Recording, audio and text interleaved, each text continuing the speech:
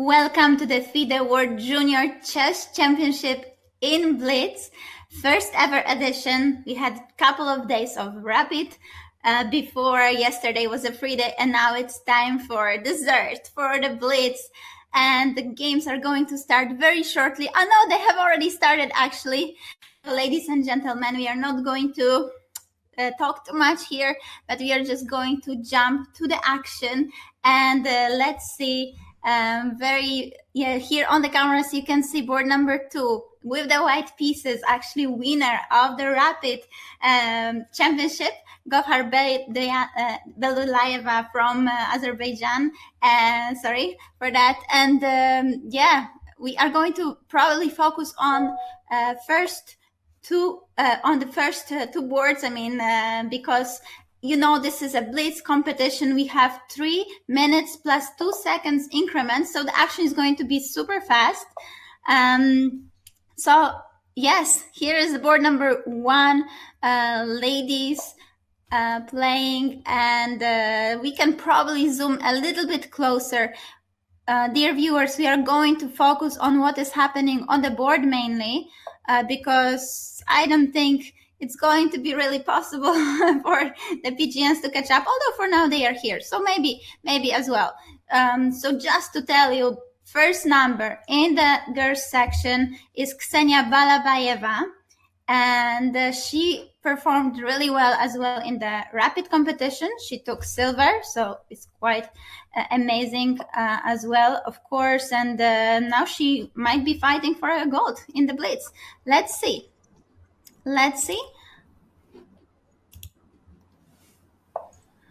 All right, with the black pieces, so let me check quickly, preparing for the ladies.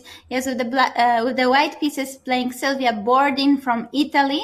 The tournament is, of course, held in Italy, in Sardinia. Apparently, it is really warm there. Myself, I am commentating from home, so unfortunately, not having this Italian warmth myself. But players are in Italy, so a local player with the white pieces against the very top seed in the girls competition. And I'm very happy. Yes, so now I am also joined by Theresa. Is that correct? Theresa, Hi, are you here? Anna, can you hear me? Yes, so yes, I can hear you. Hopefully. Okay. Hi.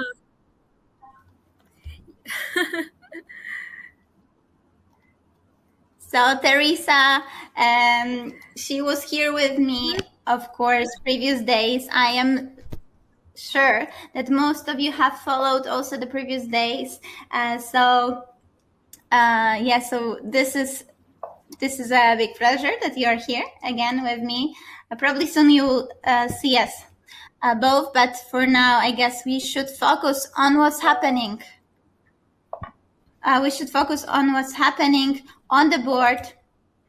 What is going on? Okay, when, of course, in the Blitz competition, the time is going to be even more crucial than before. And Silvia is almost 1 minute up on the clock. So this is something. She has to solve some issues with this pawn on e5 hanging. But on the other hand, yeah, okay, she's solving it in a tricky way. So preparing with the rook for some captures, and then if bishop is removed, then it's going to be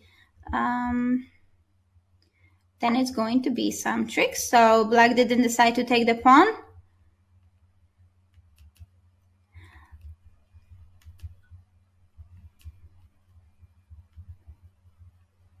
Okay, and then who is playing for the win? Who's playing for the win? Okay, for now, I do like the fact that white has a better development. And I believe that as white, you have to push as fast as you can for the fact that you are leading in development. You know, this is really crucial in the opening to just quickly get out of your pieces, especially with the minor pieces. And here it is lacking a little bit. King still in the center for black. So if I was to choose, I would really prefer to play with white. However, okay, we have to do something, right? Very commonly, we want to open the position up if we have some lead in development. Is it possible to somehow have it? Okay, I am thinking already, about some sacrifices, but no, this is not what happened. We have bishop a4 on the board. b5 though. I'm not sure if white is really doing that well here, because this actually helps black. I would focus more around, the king side and the center, maybe even preparing some sacrifices, as I mentioned. This felt a little bit slow. Now black manages to exchange knight for the bishop. Bishop from f8 is already out on c5, and it's only 2 moves that black needs to finish the development. So I'm also not really fond of this queen on b3.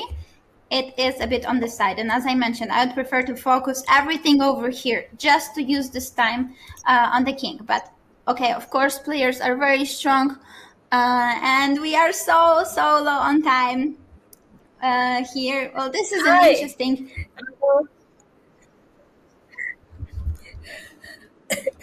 Sorry for the technical problem. Okay, this is one of the things about broadcasting, from 3 different countries, technical things happen. I'm so sorry, but now I'm here. Thank you so much, Anna. Thank you so much for joining me. This is all is good. You're looking amazing. This is an important fact, and nice to have you here, Sonia. But let's see the game. Do you see we are already in such a big time travel, and the top seed is in a complete time scramble? Yes. Wait, wasn't the rook hanging? The rook on 2 was just hanging. What is happening? And a5 was played instead. White managed to defend the rook. Oh, wow. Okay, well, of course, this is an exchange up for black, so it should be totally fine. Yes, and we have the win. But the time was a tricky factor in this game. So let's see if the board number 1 in the open section is still playing, because obviously everything is happening really fast. Yes, board number 1 really fast. And board number 1. And here also the time here we can see yeah, probably we can do a close up so we can see what is happening on the board. Oh, it's just another top seed. Okay. Yes, another top seed wins the game. All right, board number 3. This is the one that is still playing. Dimitris Alexakis against Abil Mansour Abdelkhair. Sorry for the pronunciation.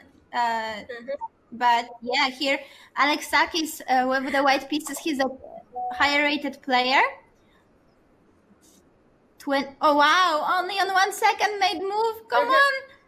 Again on 1 second, and now black is losing the exchange and also the game. So Alexakis clinches the victory in the first round. Not very happy.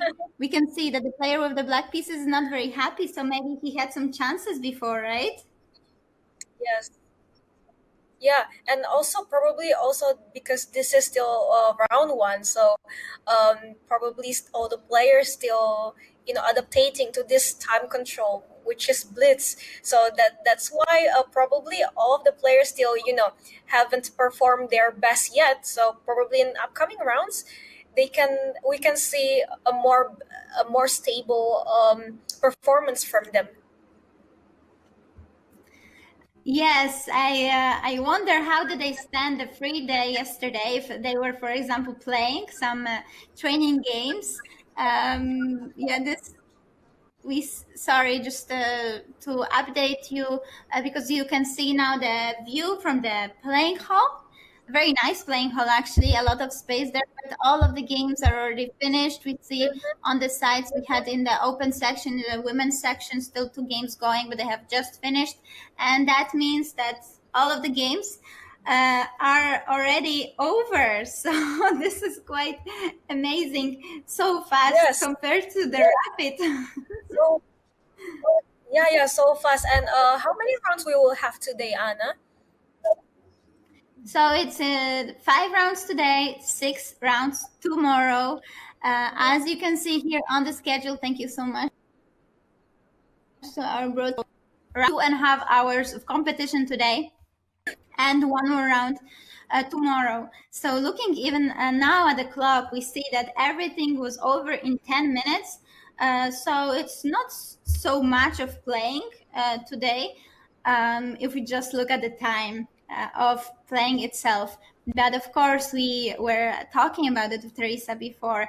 It's also about the intensity of the games, and the 5 games of so many turnarounds as we usually see in the Blitz, and all of the drama, it takes a big toll on the players. So it is not so easy at all for them to play this, even 5 rounds a day. It's not so it's not so easy indeed. I agree with you, Anna. And also in Blitz, lucky factors play a big role.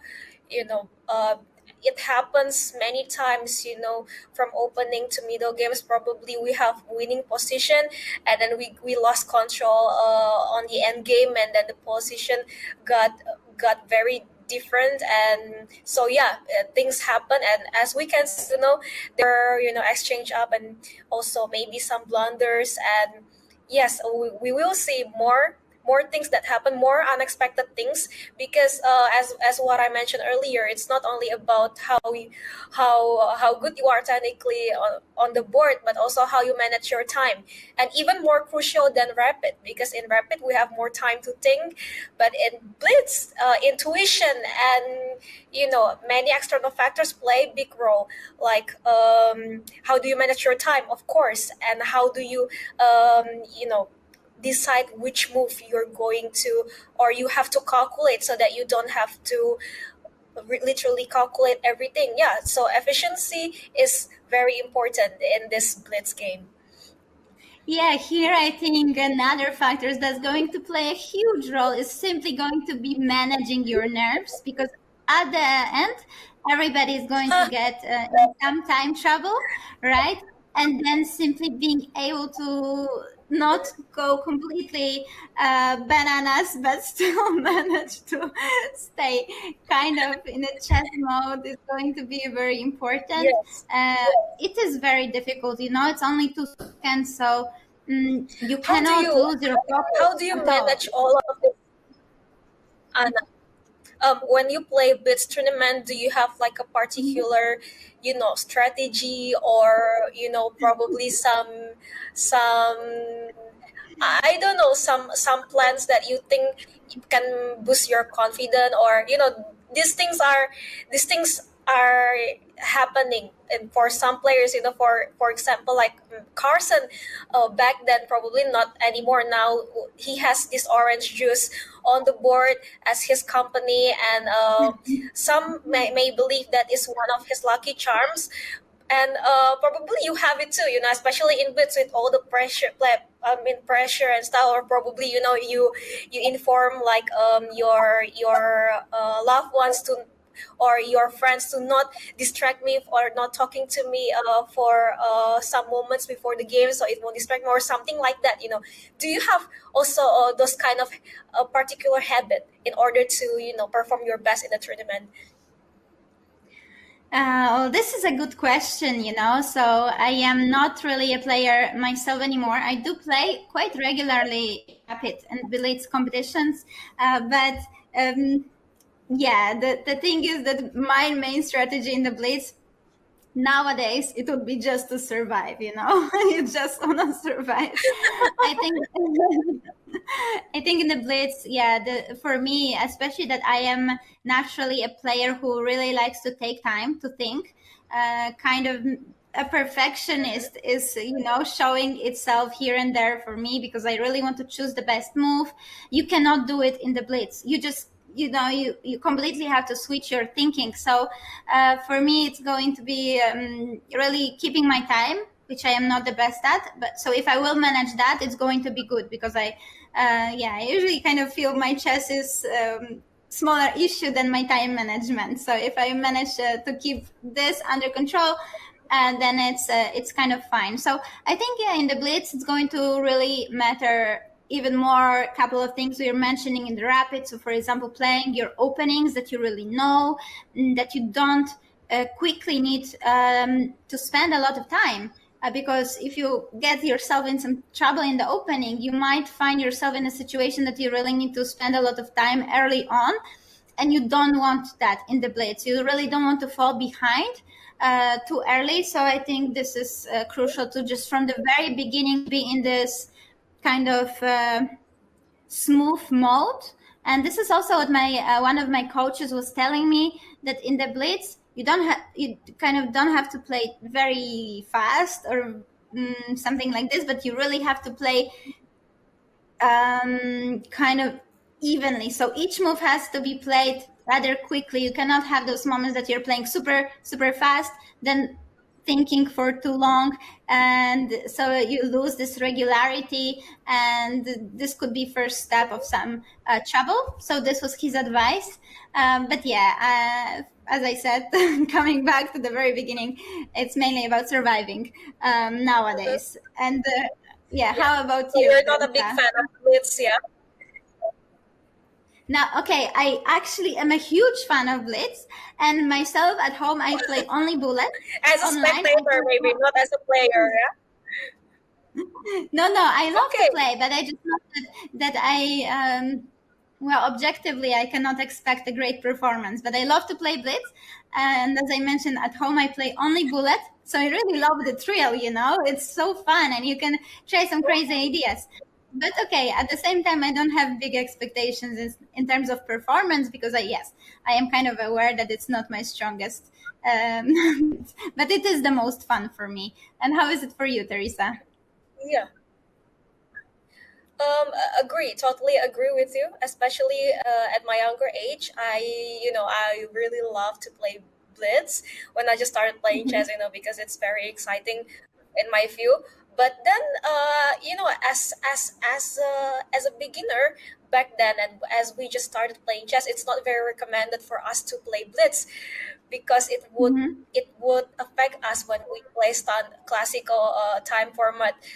And yeah, in classical we have to be patient, we have to think about everything. And I think and also classical is like the main time control that we play as a chess player. So back then I love to play chess, but my coach would say to me, like, don't do that too often, because it will not be good for your classical or rhythm. But but I love to, and even until now, I of course play Blitz chess time to time, but of course not as much as classical tournament, because classical tournament there are more of them there than Blitz. But during break, or mostly after the last day of the classical tournaments, usually we chess players, we have this kind of bug house or even ballot, you know just match in our room. As I don't know, it's some kind of a must in youth tournament. So and yeah, I can believe now it is actually, now there is a tournament, a World Junior Rapid and Blitz tournament happening, because usually after every World Youth Chess Championship, and maybe you can also relate, probably with my roommates, with my teams, or with my other friends, that's how we celebrate the last day of the tournament. After the prize distribution, we come back to our room, and then, okay, let's play bullet, and just forget all of the stress, all of the pressure from this classical tournament, and move whatever you want, do whatever you want in this game. But yeah, this is now not just some kind of celebratory things. It is now a tournament, a world junior, a World Cup. So this is actually quite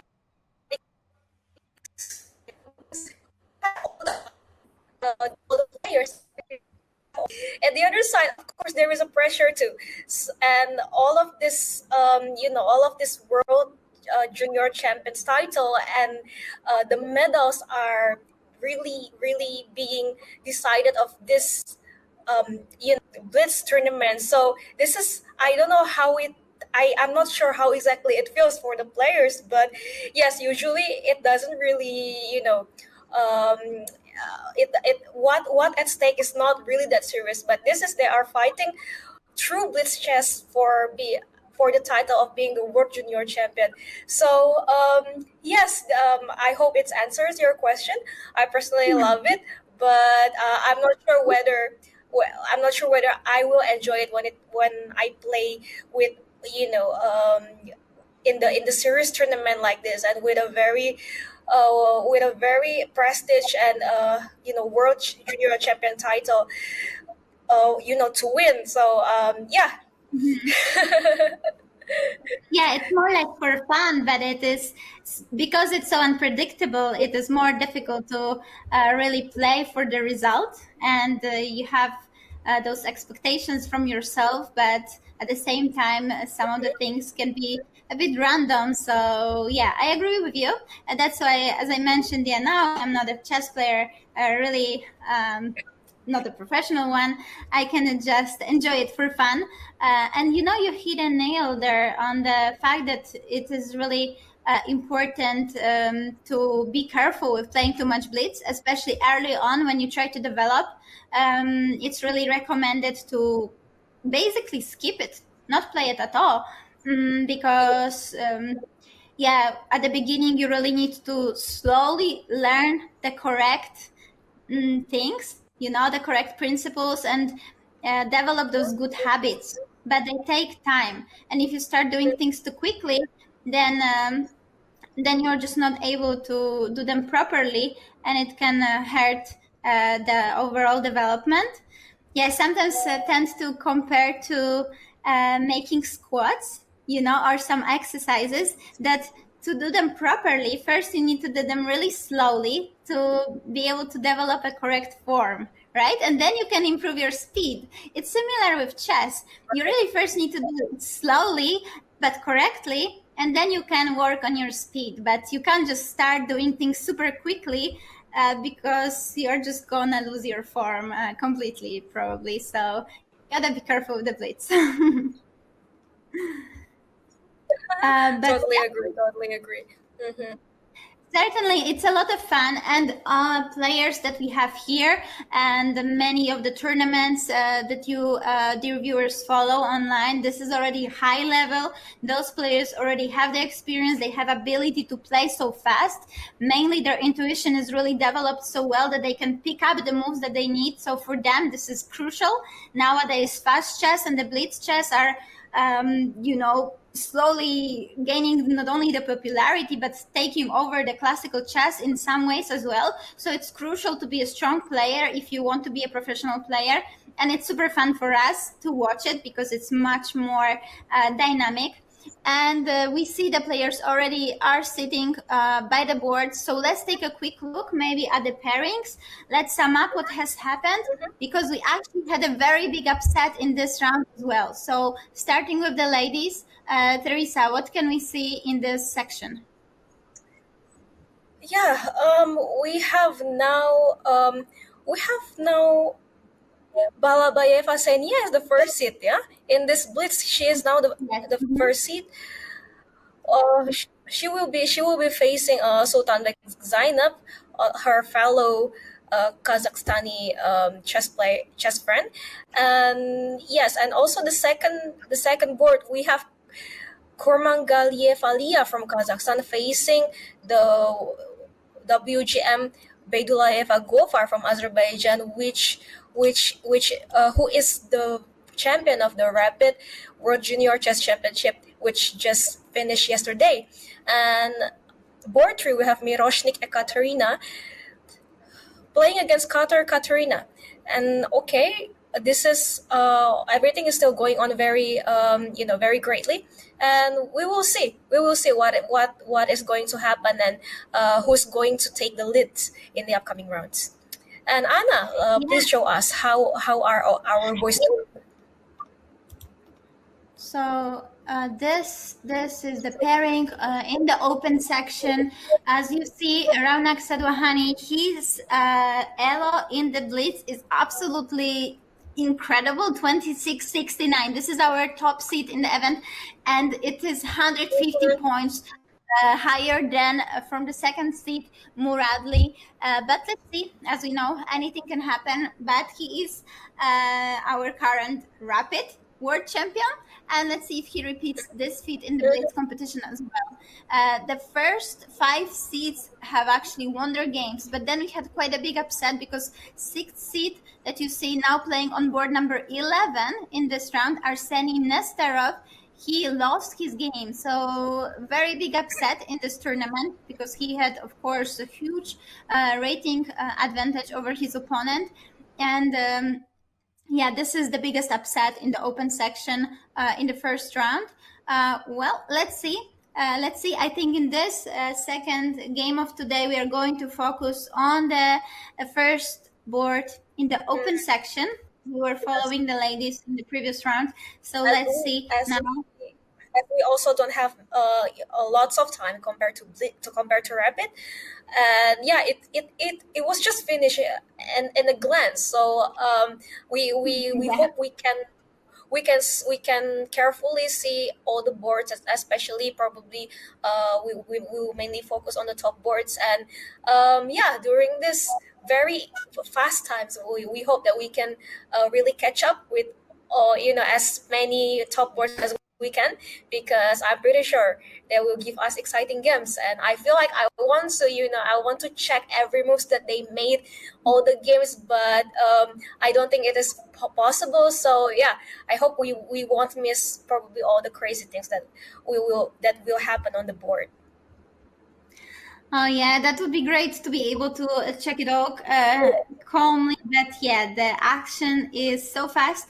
So we will try to choose the one game to follow at the beginning, and then if that game finishes, we are going to be jumping to the other boards. We see the players are taking their time, they are chatting. We are mentioning it's really nice to see Yes. they have some couple of days to spend together and also create some international friendships, right? Yes, this is one of the most beautiful things about chess. On the board, we can be fighting, and really trying our best to win the game, and defeat each other. But off the board, we make good friendships. And mostly that's what happened. And yeah, that's chess. And sometimes, even after the games, we come together to discuss the game and analyze what happened during the game.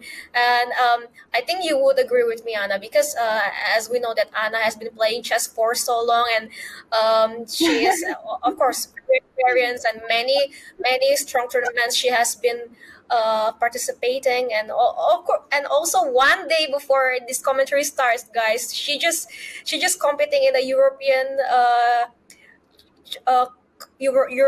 Chess Club Championship. And also Magnus Carlsen was also participating there. So from an experienced player and also coach yourself, how do you find this, all the friendships and the environment and society of the chess world off the board, Anna?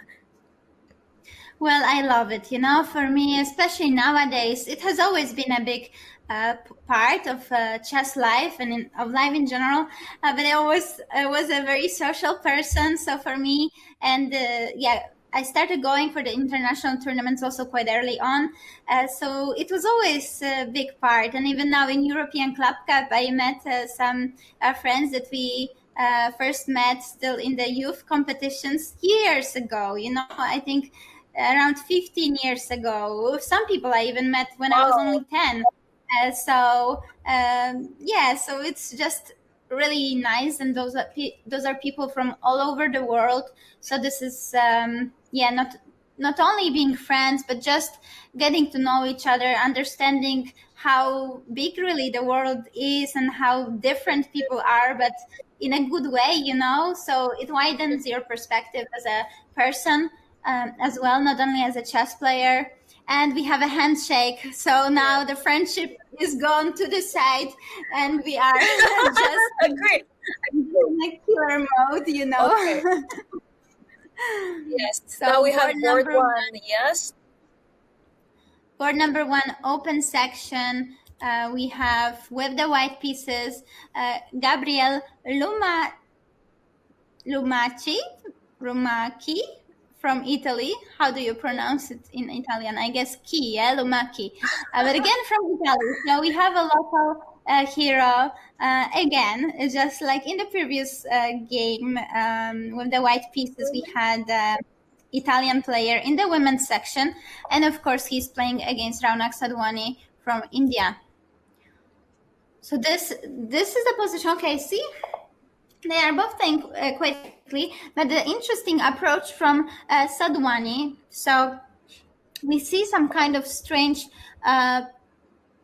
peer kind of a setup, right? We have d6, g6, bishop on g7. Black still hasn't directly attacked the center, but he's playing very quickly, and his opponent is already almost half a minute down on the clock. And I am almost certain that Raunak, he simply knows this position. He probably played hundreds of games online in this type of setup, and he just feels really confident.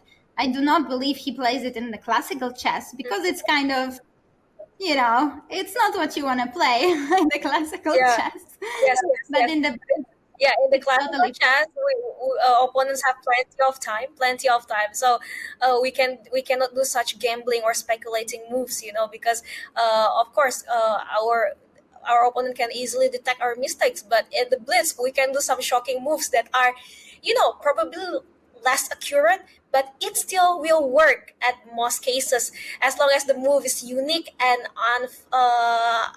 unpopular.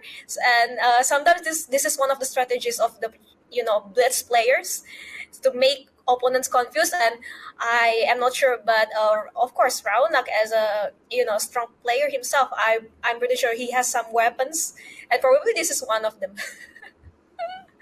Yeah, certainly. This is actually quite a typical one for some players in Blitz, because you can really make a lot of moves quickly. But we see that Raunak has spent some time, because a very crucial decision for him. He has finally taken the center, and now we have a very big decision, d5. And look at the center, 4 pawns are there. So this is as tense as it can be.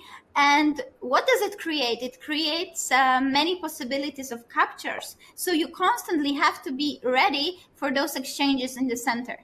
Yes. Okay, now 5g5. Position, some calculations is required a little bit, you know, because this is quite crucial. This moment is quite crucial. Yeah, but to be honest, I am kind of not a big fan of what has happened now for Black. Look, the knight has come to g3. Maybe we can actually see the board now. If we have the PGN, it seems to be loading. We could take a look at the board. We could show our viewers. Thank you so much. We have this F5. It's very strategic, very powerful. This is what I wanted to point out. This is what I am not a big fan of. You know, there was this saying, it was Kasparov. He sometimes said that knight on f5 equals almost a checkmate to the king. So it's not exactly how he said. We could find an exact quote, but the idea was that knight on f5 is such a killer. It's really dangerous. And also, when we look even positionally, it is very unpleasant to deal with. So there is quite a weak square now on f5, and it could be kind of annoying to deal with. But let's see. But I'm shocked that White hasn't played it yet, because to me it looks good. Or probably he has other thoughts.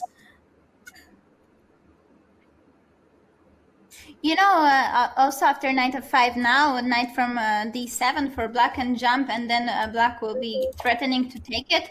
So it's possible Yes. that white wants to bring some other pieces to be able to control the square, to for sure have piece control. And also f4 will at some point be an option. So you can...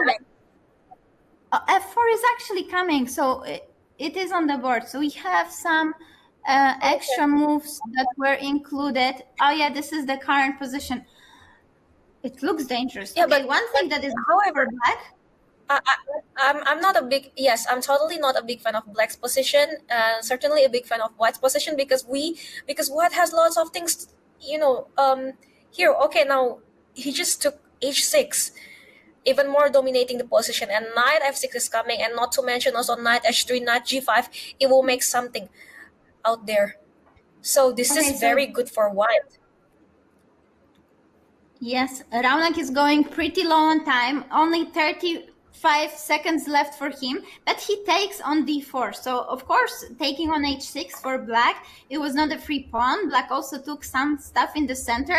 Now we see exchange, and finally knight is going to f5, but I think it was a very practical decision by black. He took with the rook, even though rook, of course, is 5 points, knight is only 3 points.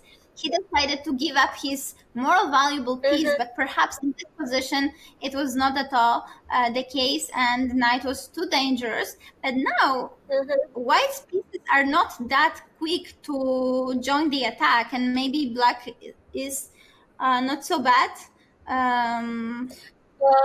Yes. Okay. White now has a very strong advantage on king side, but black has quite some pawns on queen side. So let's see. There is no way other than white to dominate or to just destroy the king side of the black to win. Because or else if it's not succeeding, then the queen side is totally for black. So we'll see.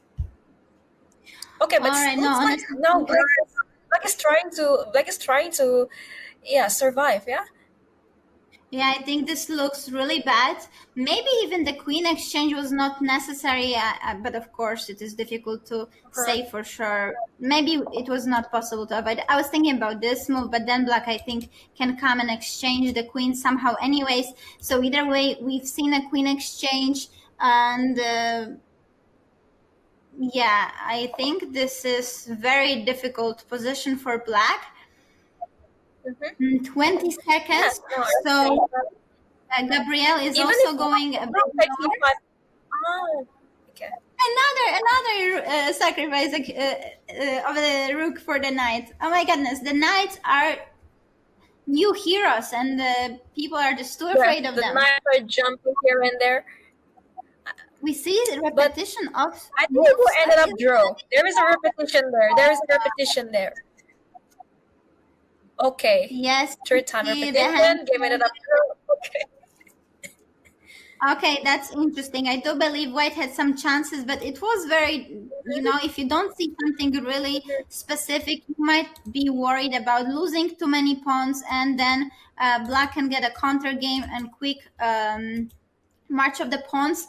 And of course, it might also play some role that we are facing as white here, Raunak Sadhuani. So yes, I understand the decision for Gabrielle to just fix a draw. So this is first result. Let's see, board number 2. Now board number 2. Oh, Muradli again for white.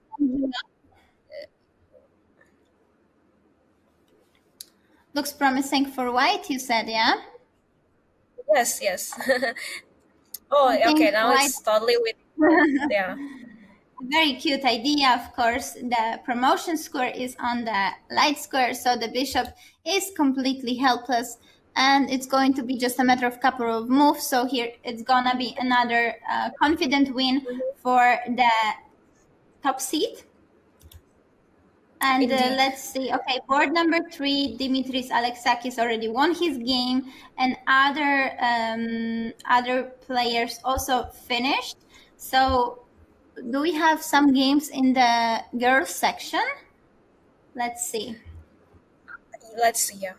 Okay, we had a handshake as well. White managed to realize the advantage of the queen against the bishop, of course. Okay, so this is still board going number 2 for the ladies. Oh,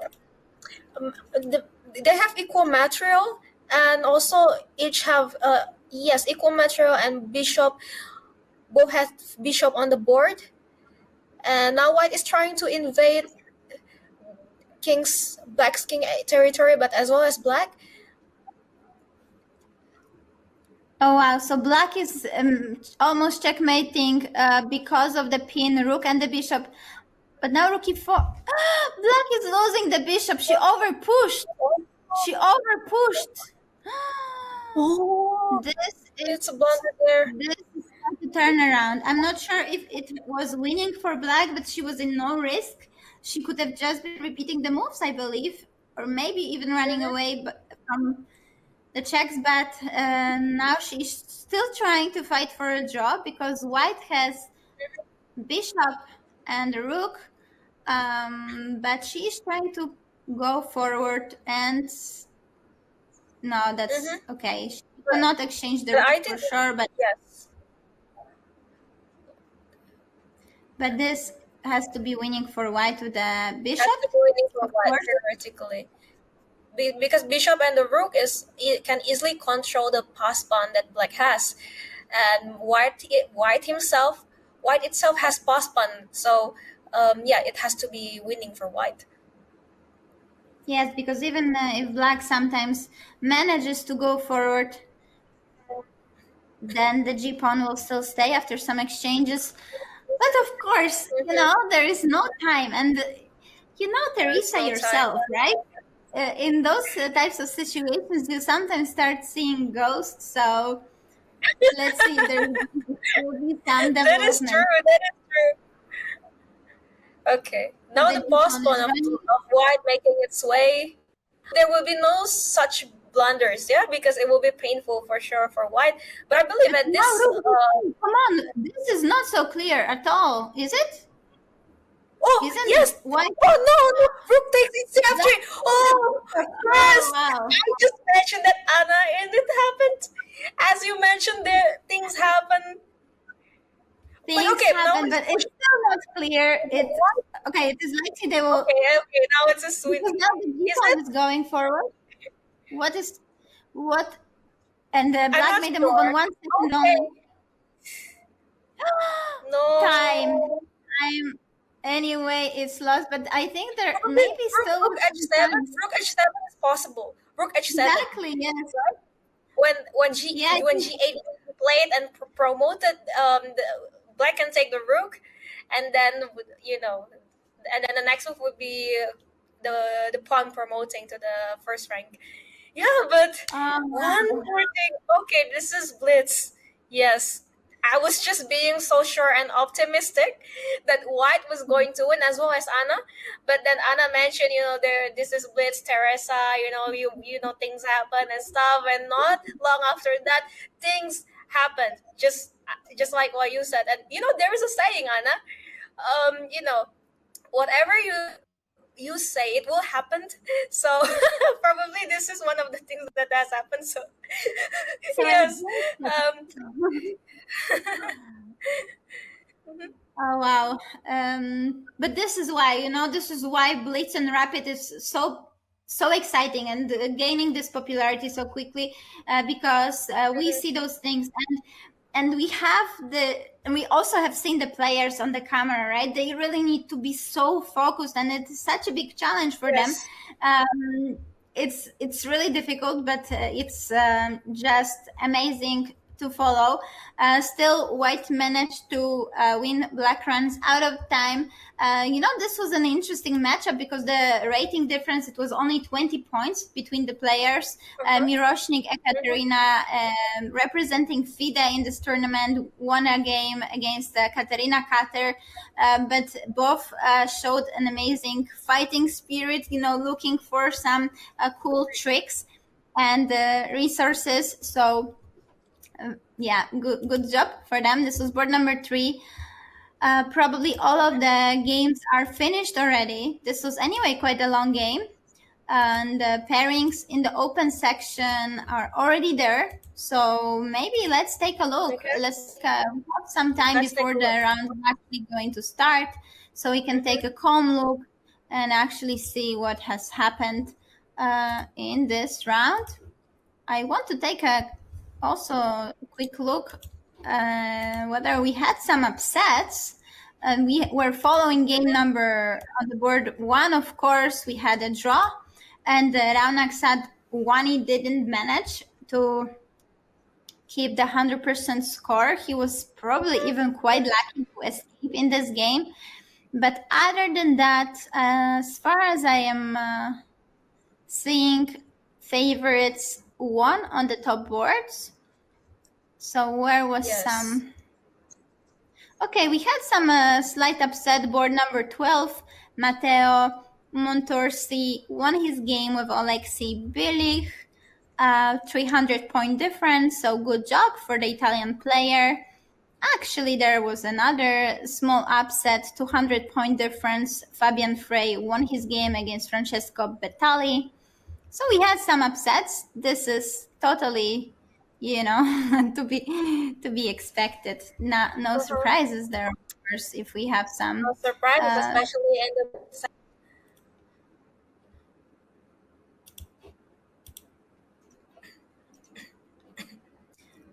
All right, so can we see now pairings on the screen of round number 3?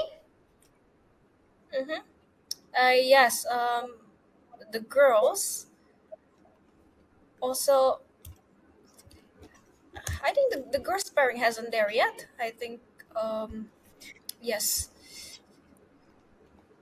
Yeah, the girls are still maybe, some of the games maybe were finished recently, so we don't have the pairings yet. But in the open section, we can take a quick look. Look at that! There are only 2 players with 1.5 points. Wow. Yeah, I mean this is actually very normal, I guess, that we will have really little amount of draws here, right?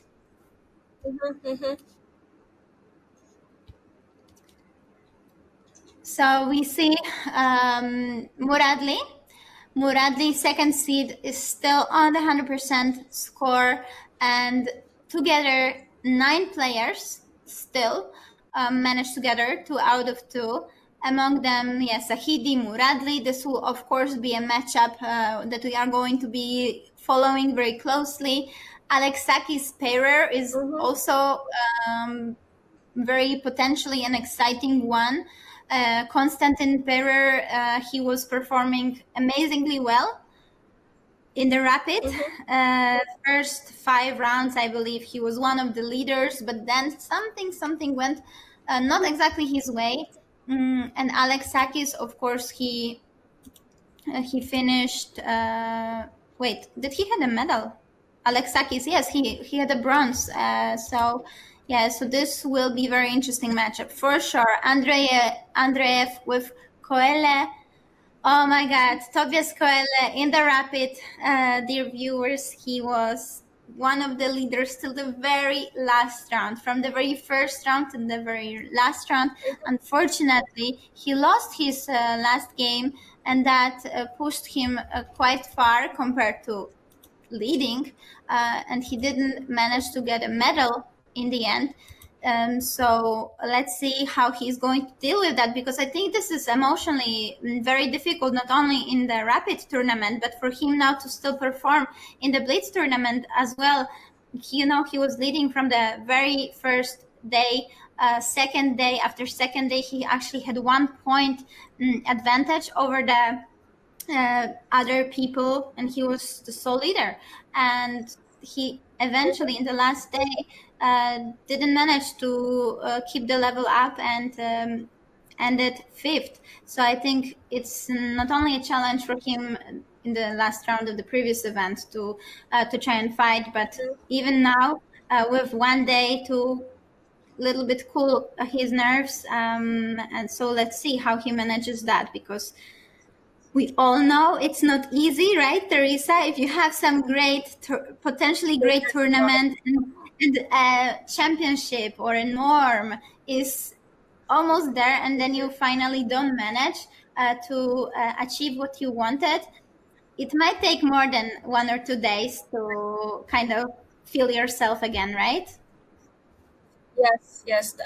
I mean, we all have been there, as chess players who have already playing for so many years. Um, uh, Me as well, Anna. Of course, we have been there before. Some painful losses and painful results. We literally have to take some time after the tournament to recover from the result and to get back on our feet again. I mean to be recovered mentally and to move on from the game. So yes, guys, I mean this is how deep chess is for us, who are playing it professionally. And so yeah, I agree with you totally.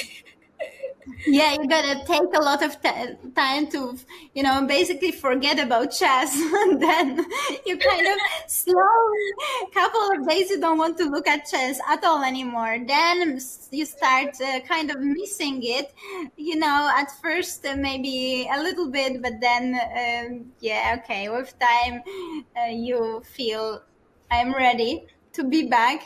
But at first, it's so strong, right? Sometimes for me, after some Yeah. disappointing results, it was really, I basically wanted to forget that this part of my life exists. I was so disappointed with myself. And Yeah. in reality, of course, it was all my fault, not Chad's fault. But yeah, the feelings are so strong that sometimes you just can't Yes. look at chess anymore. Mhm. As you said, Agree. it goes Totally. very We, deep. we we cry, guys.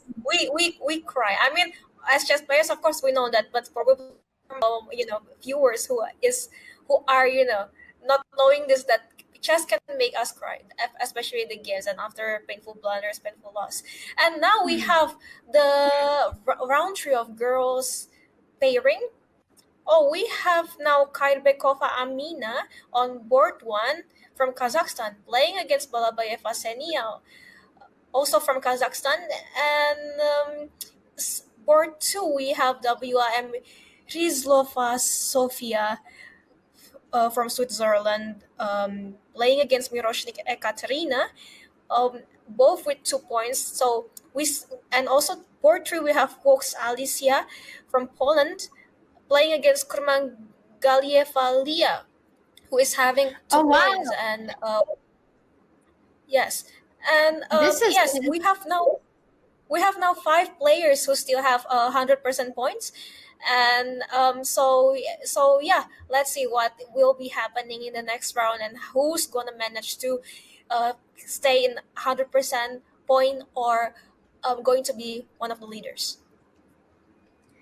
But this is quite incredible because Alicia Voice that we have seen on board number 3, she is one of the lowest rated players. I think she's third or second from the bottom, and she is now playing on the third board.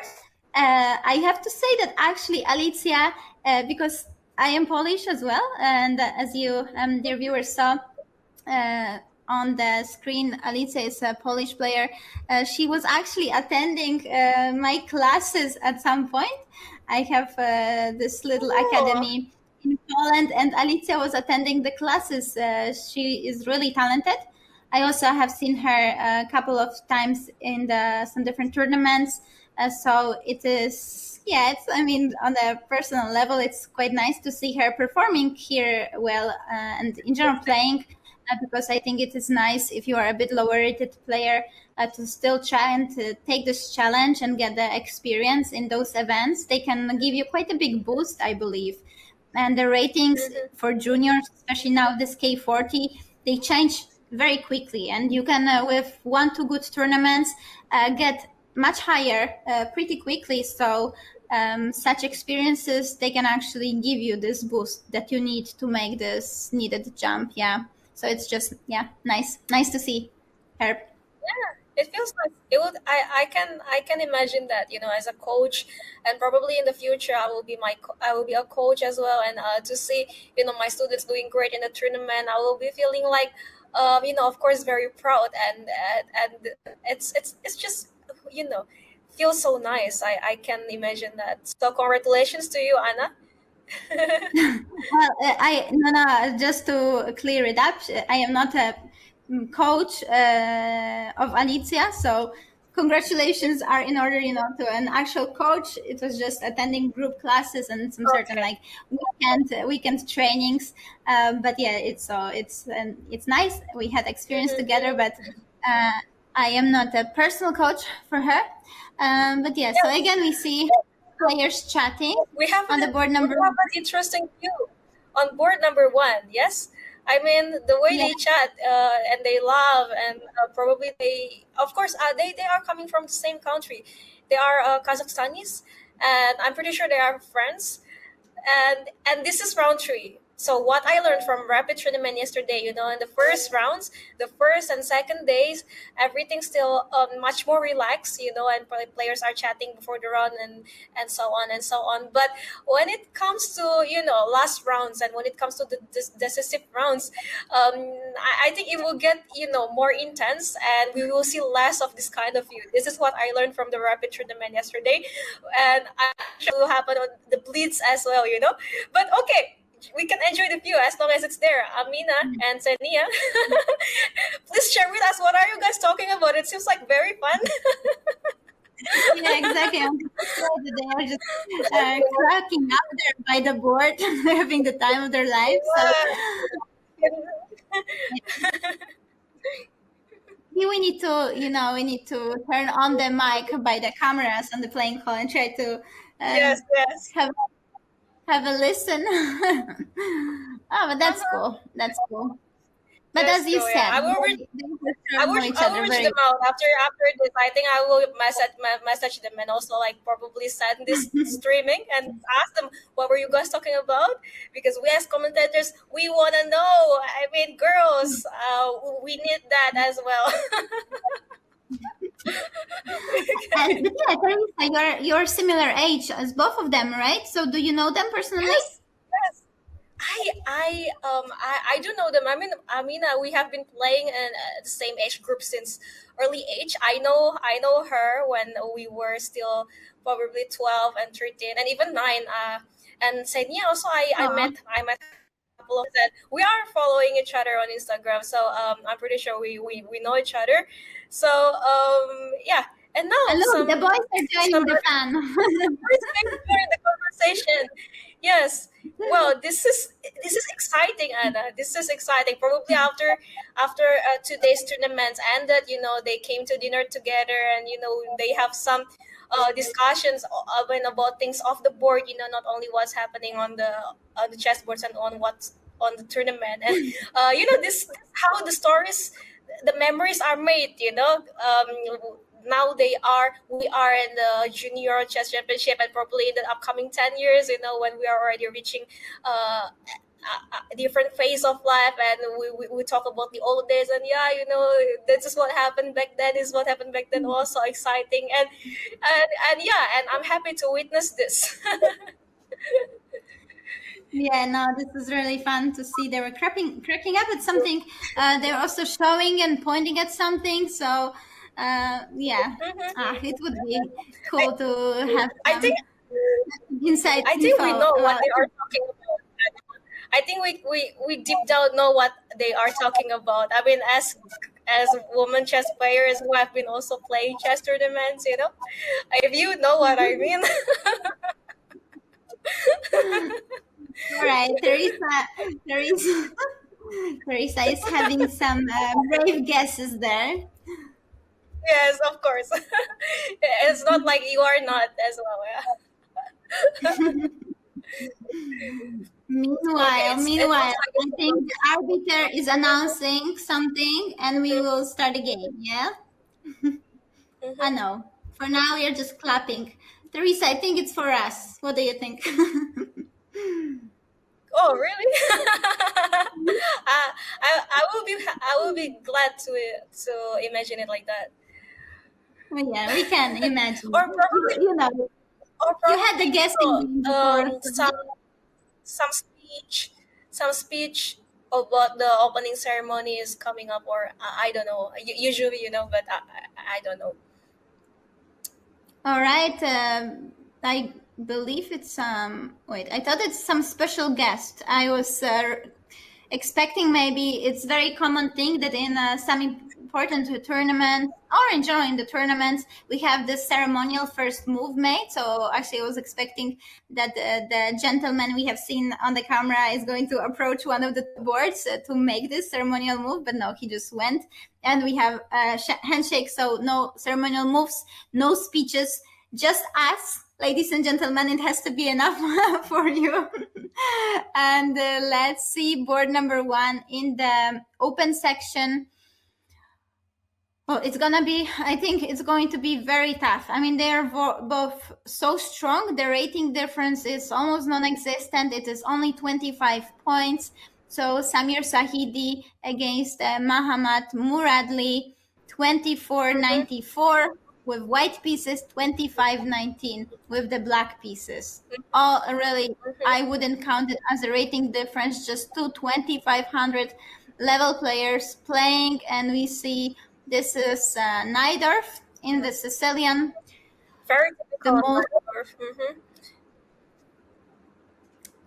Yeah, it is, the opening that is probably played in the most games.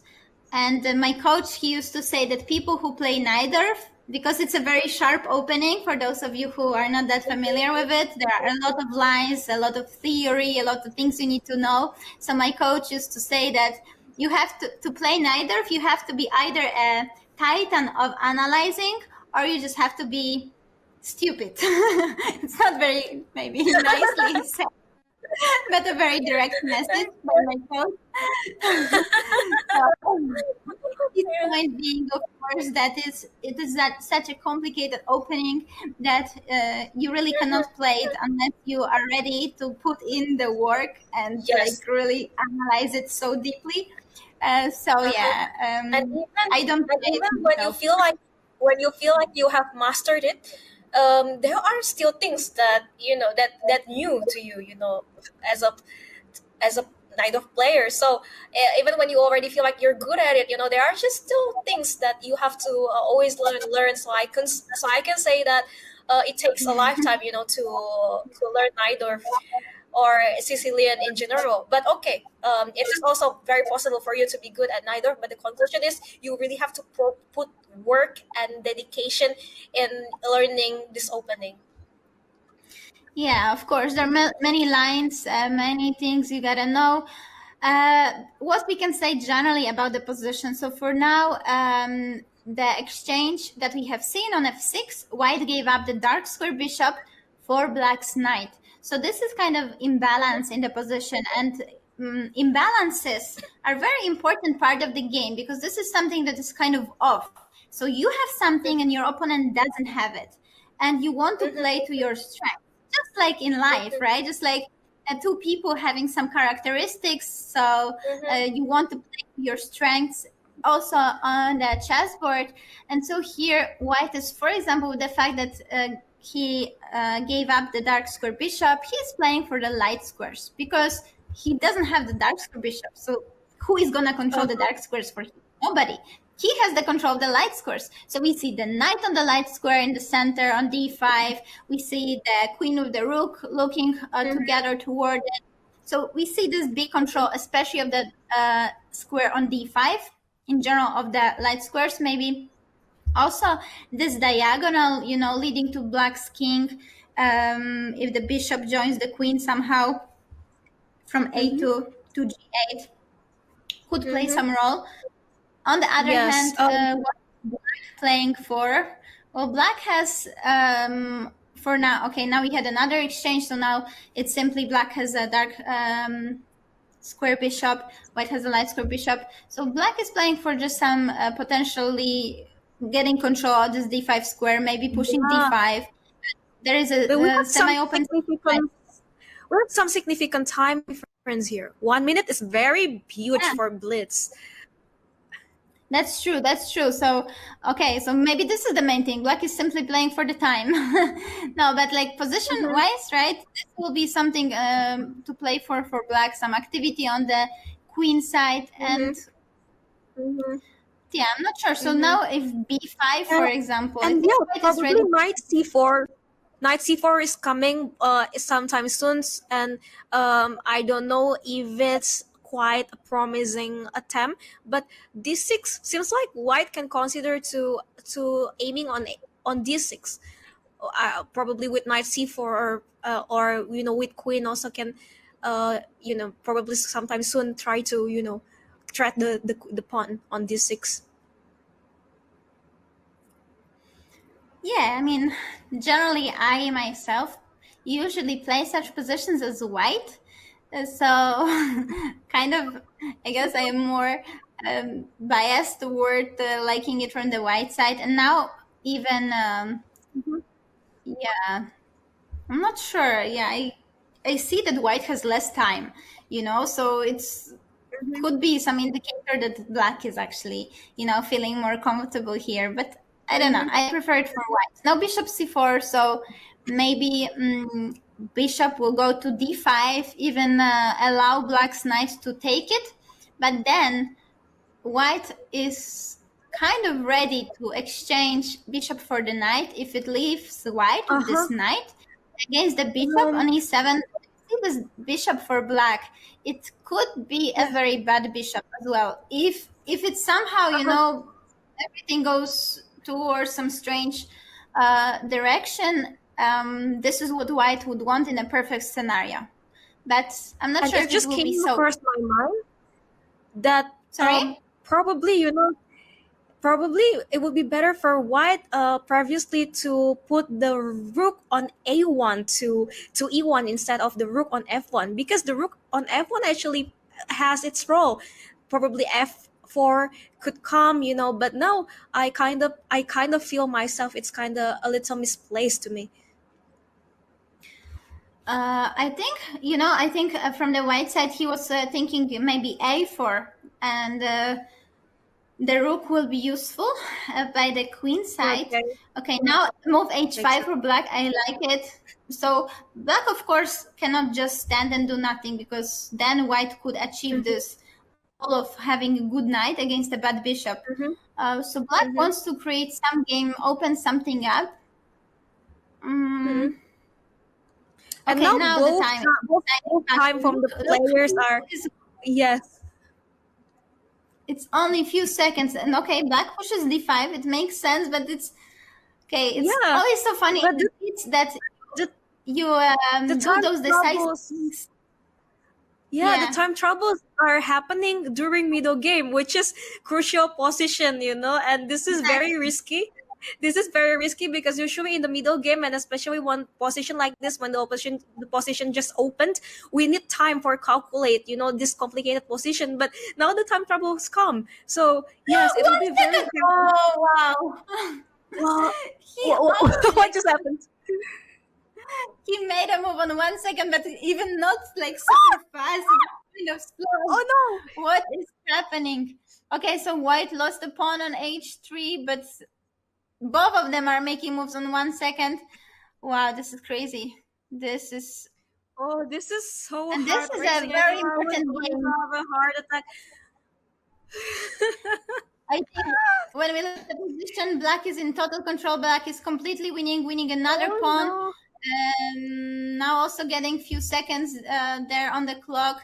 Another pawn is falling for white. Yes, white is also winning something, but all of the pieces for black are active now. And unless some miracle is going to happen, black is gonna win this game. I think so, Miracle can but happen we in don't the know. Blitz. They are quite often, right? They can happen. Okay. Now the knight is being taken. The c2 is coming, but there is rook Again, on c3. one Okay. second. Come on. Oh, the Again, I c3. can't watch this. Oh. This is too much. Okay. Okay. Now it's quite safe for white. I can say. I mean, for black. I mean, okay. They resigned. Black resigned. Congratulations for white. For black player. I mean, oh, it was a crazy game. Oh my god. Oh my god. he made multiple moves on And 1 second. we have here the first part of women's section.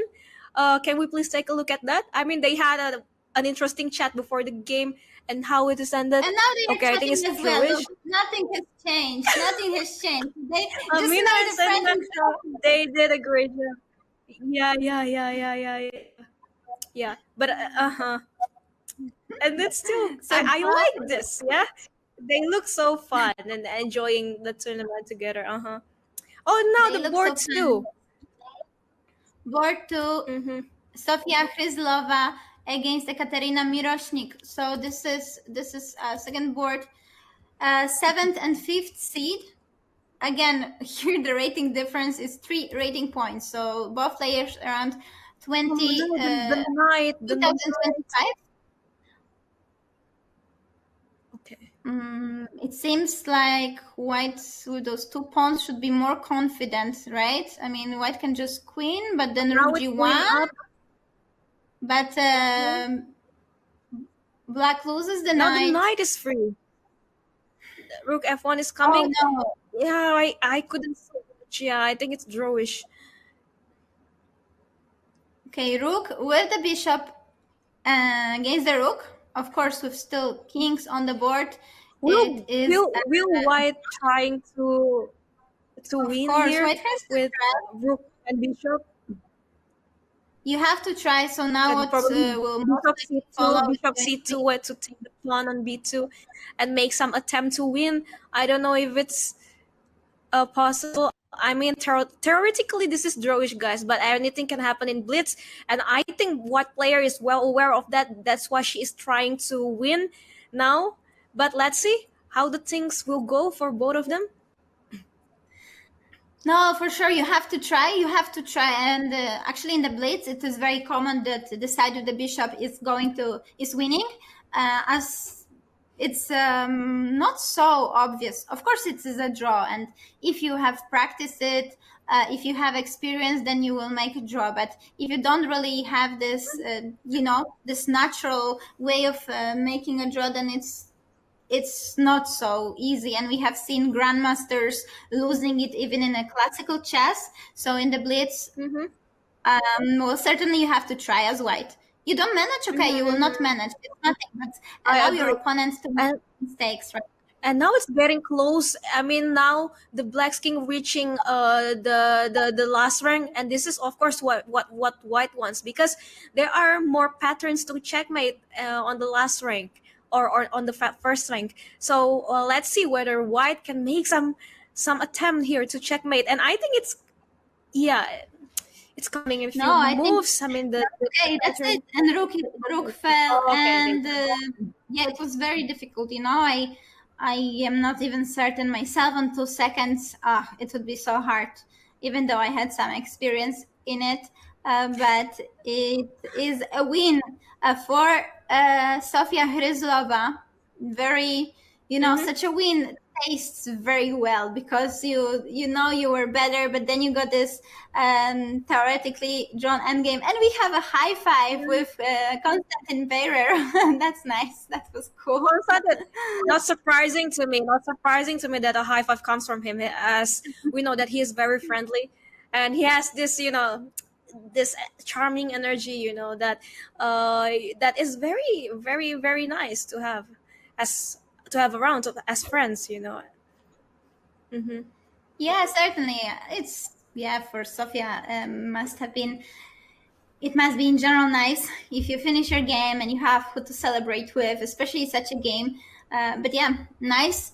Nice. What happened on the board 1 for the ladies? It was this draw between 2 likely friends, very friendly before, during, and after the game. Oh wow, but look, it is going so fast. It's only 2 more rounds today, dear viewers. It's going super quickly, isn't it, Theresa?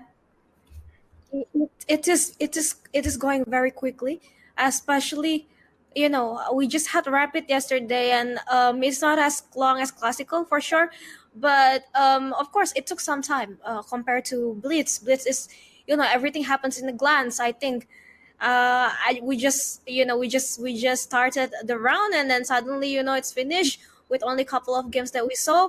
And yeah, many exciting things happen. I mean, as we mentioned earlier, back before we started this today's commentary, this is well quite expected from us to have those winning position, and then later on it's changed, and then time troubles during middle games. So it is very frustrating for players to calculate, to be able to focus, and to find the rightest move in the middle, in the complicated position, with time troubles, with seconds.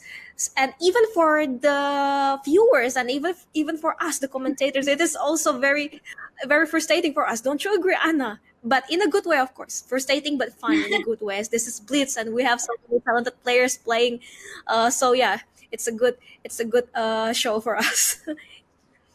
It's a great show, and yeah, I simply know how difficult it is, so I just kind of try to understand how would it be for me. So when I was in the youth and junior age, there wasn't this tournament. Of course, this is first edition, but there was also European, since I come from Europe. Now there are also, slowly starting such prestigious events on the continental level as well. So players have more and more experience in that. For me, this was not the case. I was participating in European Blitz and Rapid Championship, but it was, overall, it was a very big event with top players from all over the world, but you were not really fighting there for the top places with players your age. You were just playing in a huge event with many strong players. I even had a pleasure, of playing Judith Polgar in one of the editions. So it was more just to get experience. So even if you had a situation where you have a winning position, but you can't really deliver, you're still kind of happy and proud that you managed to get a winning position against a strong player. So at least it was. So it was less pressure, and I am just trying to think how do they feel here, because they are obviously also focused on delivering a good result. So I think they are dealing super well with all of this atmosphere that is very tense, and as you said, delivering a great show for us. Yes. And yeah, and as I mentioned earlier, probably in the upcoming rounds we could even feel more tense atmosphere from the tournament hall. Probably we wouldn't see those kind of nice chatting before the rounds anymore, and get ready for it. And probably tomorrow that will happen, because that's what I learned from the rapid tournament yesterday previously. But still, I think the players also quite well aware that this is Blitz, and Blitz is all about fun. But not to mention, of course, this is not all about it. I mean, high things at stake. I mean, the title of World Junior Blitz Champions is now, being there to be won by players, and we will see the result tomorrow. And so yeah, and this is one of the exciting things, so to put which mode that we would put ourselves into, in the fun mode or in the competitive mode. And I mean, the rightest way is of course to mix both of them, because we couldn't we I mean, it's also good to not be very tense at Blitz, so that you would feel pressured, and you would think so much so long, and you would get distracted. So I think, it was good, it was a good icebreaker, by Amina and Senya, that we saw previously, so that they don't feel tense, but they are also very competitive on the board. And once the game finished, or even before the game is started, they just chill. And yeah, this is also one of the things that proven that proof that they are also an experienced player, and they know what to do and how to handle the situation very well. Yeah, well, of course, this is, yeah, as you said, it is nice if you can manage to balance dealing with that pressure, but still feeling comfortable and having the fun. For some people, though, it is kind of hard, so they prefer to be quieter before the game and kind of get already in the zone. It's fine as well. Whatever works. We are all different, and we also have just very different ways of focusing. But it's certainly nice to see all of those great champions already. Meanwhile, we have the pairings. In the ladies section and in the open section. The game is going to start in roughly 10 minutes. So the players now have this moment to basically digest their previous game, understand what has happened, and already refocus on the next one, maybe get some snack as well to keep, the energy as high as possible. Yes. And then in 10 minutes we are starting. And I think it's also very important, to take some snacks and give ourselves energy, because many people are, I can say, thinking that, wondering how does chess can be called as a sport. And me, as a chess player, I always being the advocate in answering these questions. Of course it is a sport because it takes a lot of energy, it drains lots of energy, especially in the classical tournament. The non-chess players, friends would be thinking like, what are you doing, you're just sitting there and think we don't know what. Oh guys, it's not that easy and it's not that simple. Sorry. And just sitting and moving the wooden pieces, right? Yeah, some people compare moving the pieces like lifting. Is it a sport? And it does annoy me sometimes, and people would be like, what are you doing there? You're just sitting there and just thinking of the wooden piece or whatever it is that you call it, knights, bishops, queen, king. What is this? It sounds like a children, games, toys or something like that. And I was like, guys, it's not that simple. We are competing, and especially in the classical games, we are thinking for roughly 5 hours, and there are also some cases that from the beginning and until middle game or until the very end we have a winning position, but we got some kind of difficult times and blunders, so games not ended up in our favor, and it is very painful, because after all these hours that we have dedicated to this game, it's just wasted like this, and we lost just because one or two mistakes. It's because in chess, especially in classical time control, one or two mistakes is very crucial, and it decides the games. And that's why we got to be very careful every move. And also research says, it takes lots of calories, per one classical tournament. And imagine we got to play that for 9 rounds, and roughly 1 or 2 weeks, every single day, not to mention also all the time pressure, mental pressure and stuff. So in conclusion, chess is a sport indeed, because it takes lots of energy, not only physically but also mentally, and also many chess players need, some psychological guide as well, on how to handle this pressure, especially the professionals and the grandmasters at the high level. So this is a big thing, guys. So I just want to tell this, because this is what have been discussed, especially in the countries and in my country, which probably a few years back chess wasn't very popular, but now I think more people. So I would not stop in telling about chess and promoting chess, and this is also one of my missions as chess players, because of how much I love chess and its community. Actually, this is an interesting topic. So, Theresa, can you say, we have still a couple of minutes, but we want to look at the pairings. So just briefly, can you tell us a little bit about the development of chess in Indonesia last couple of years? As you mentioned, it's gaining popularity. How is it looking there? Like,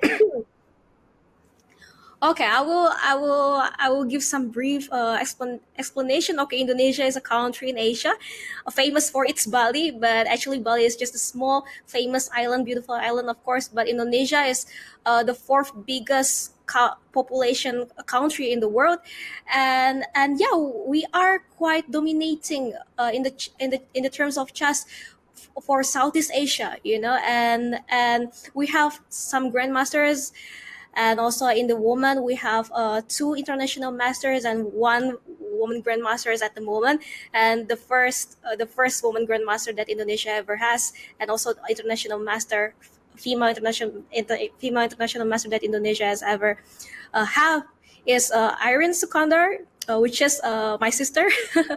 And yeah, now it's growing. We have Follow up on that. Yes.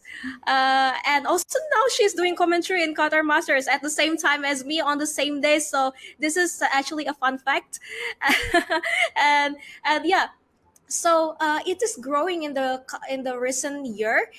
We used to have only one woman grandmaster, and now we have three. And then also in the men's section, there are youngsters are rising now, and yeah, probably you heard about some famous case about Gotham Chess and Dewa Kipas like roughly 2 years ago.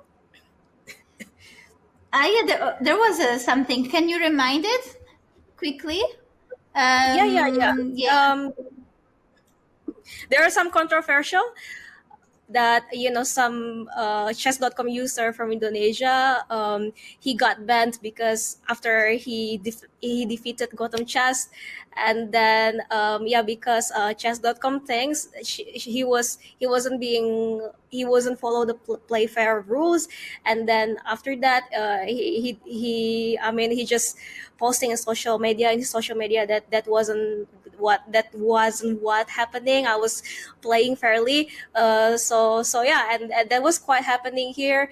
So he won't confess the things that probably he did, so that and then all of the internet users from Indonesia want some professional to actually play against him to prove, is he really that strong that he could beat Gotham Chess, and then that's when Irene Sukandar, international master Irene Sukandar, came into play, and they had a match, and it was being streamed, live streamed, and being watched by roughly 1 or 1.5 million people on YouTube, and it was the most So watched chess stream in history. this was what Sorry. boosted also chess in Indonesia. Yeah. Now Yes. everything is After going that, better and better. yeah.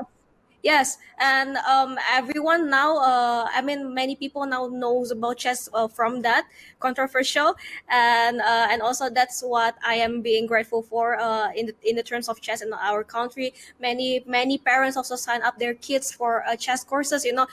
Despite of the contrast and of this controversial, and I couldn't really talk about it because it's long way back, and I don't know if it's really my place. But okay, the good thing is we chess is now very popular in Indonesia, and people know about it more, and now many more people, many more children playing chess, and I think also this is one of my job to make it even better. The chess in our country, because we have so many potentials.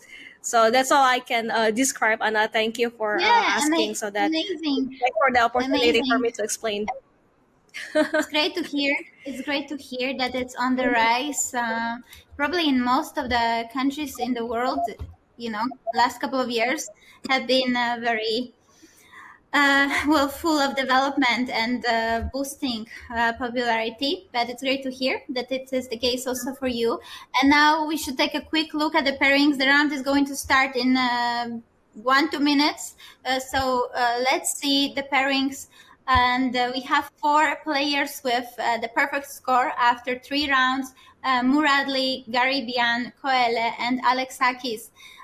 So yeah, all those players were also. Oh no, actually Garibian, I guess he was not doing that well in the rapid.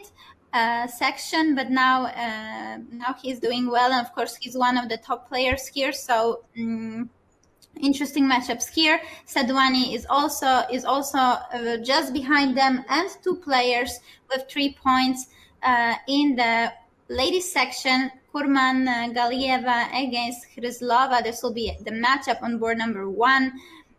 Very interesting pairing for sure. So maybe this round we should start with the girls, because we Yes. the previous game we were following mainly the open section. So let's try to see Kurman Galieva against Hryzlova, board number 1. On the second board, we see also a very interesting matchup, actually, that I forgot to mention. Balabayeva against Beidulayeva.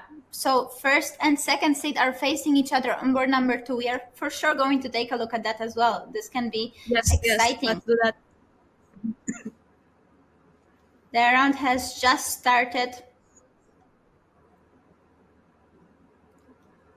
Okay, so this is for now some theory. You see both players are playing very quickly.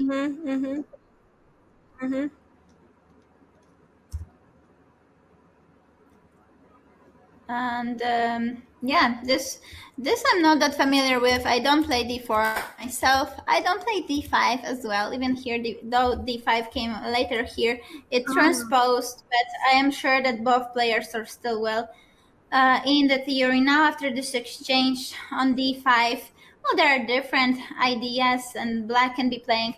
You know, you should always look at the structure. Even if you know the position or you don't know the position, the pawns are kind of like a map of the whole situation. So you should start with, for example, looking which files are open or which files are semi-open, which squares your pawns in the center, which squares the pawns are controlling. And then you, for example, here, black pawn is on d5, controlling the light squares. So you might take it also as an indicator, okay, maybe I should focus on the light squares then. Opposite situation for white.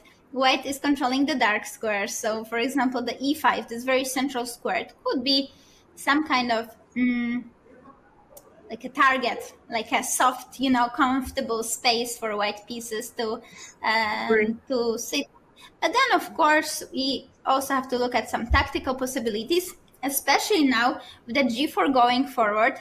Maybe white can be thinking more aggressive, as probably it's quite good in Blitz, and try to create some attack on the king side. What do you think, Theresa, about that? I think indeed, now c5 is just being played, or if I'm not mistaken. And yeah, there are some typical ideas in this position. You know, probably after this, yes, D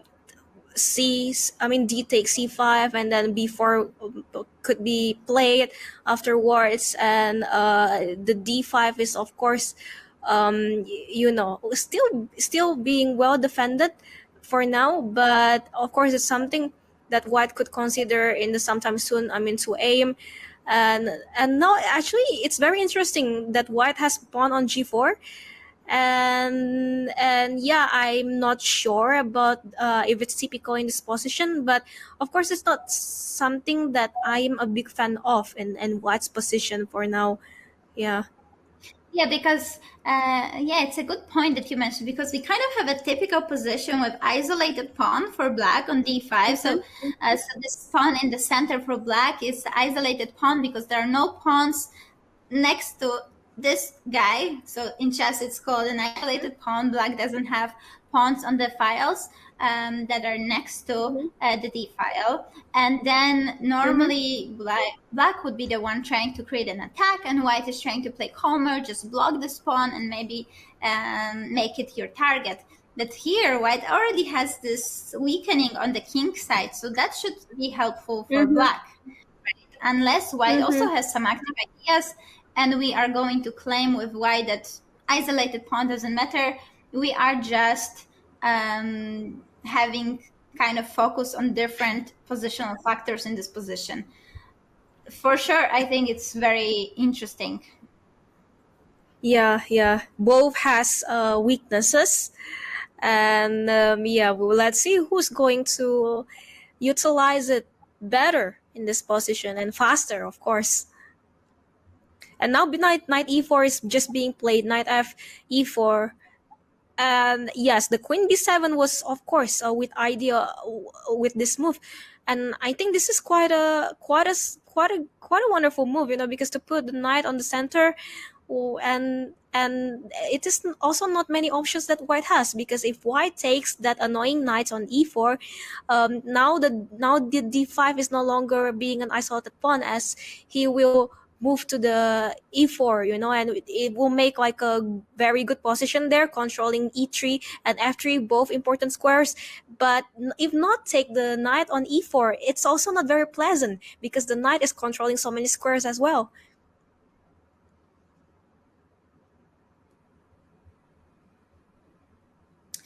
Yeah, maybe we can. I was thinking, can we zoom out a little bit to see the players a bit more, just to see their body language for just a moment? Curious, how do they behave, if there is anything, because some players, they have very interesting behaviors by the game, and you can sometimes read the position better just by looking at them. But with some Yes. players, it's super focused, and it seems to be the case here with Leah and Sophia. They are both really focused, just especially Sophia. She almost doesn't move, just her eyelashes are a little bit going up and down, right? Other than that, Yeah. super just focused, super stable.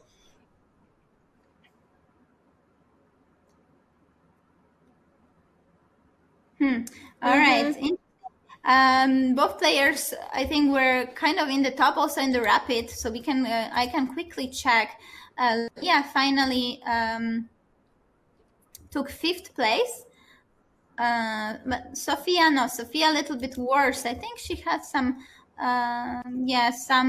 loss in the last day that put her much lower than she would want. So finally she took 12th position. But now this is our top board. All right. All right, maybe let's zoom in after all. Let's zoom in at the position to see it a bit more clearly. Because ladies are, I have to say, they are just very focused. Now black is trying to push the queen side and try to do something there, and it is actually quite a good idea, because now, because the white major pieces are on the king side, and on the queen side there's not much Look, of white pieces there. Yes. Wow, the knight jumped. Black is getting an exchange. So there was exchange of the bishop for the rook.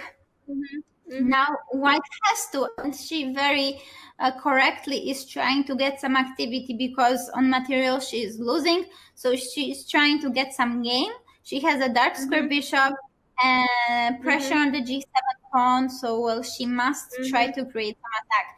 But I don't think it is very dangerous. Black has full control of the queen. But okay, some activity, some threats. This is what Leah has to try and create. Okay, Yes, bishop yes, c2, totally agree. trying to cut the rook off, but now she decided to go bishop e5. She's trying to stop those black pawns. Queen g6, it's a blunder. Queen b. Oh no, queen! Queen just went under attack. It was very tricky because this queen was really far away, Oh and my you god, black was winning, and she blundered the queen. Oh my god, it would be. But her expression is still. I feel sorry for her. Oh my goodness! Yeah. Also, this is kind of problematic for the player who gets such a blunder, who wins thanks to such a blunder, because it kind of, at least for me, I feel kind of uncomfortable that I win just because of such a big blunder. Yes, But yes. part of the game, of course, This is board number 2, Ksenia Balabayeva against Govhar Beydulayeva. First of all, it's first seed against the second seed. But second of all, this is our champion. In the rapid, Govhar was first and Ksenia was second. And here we have a very, very peaceful final ending. So compared to the previous one, yeah.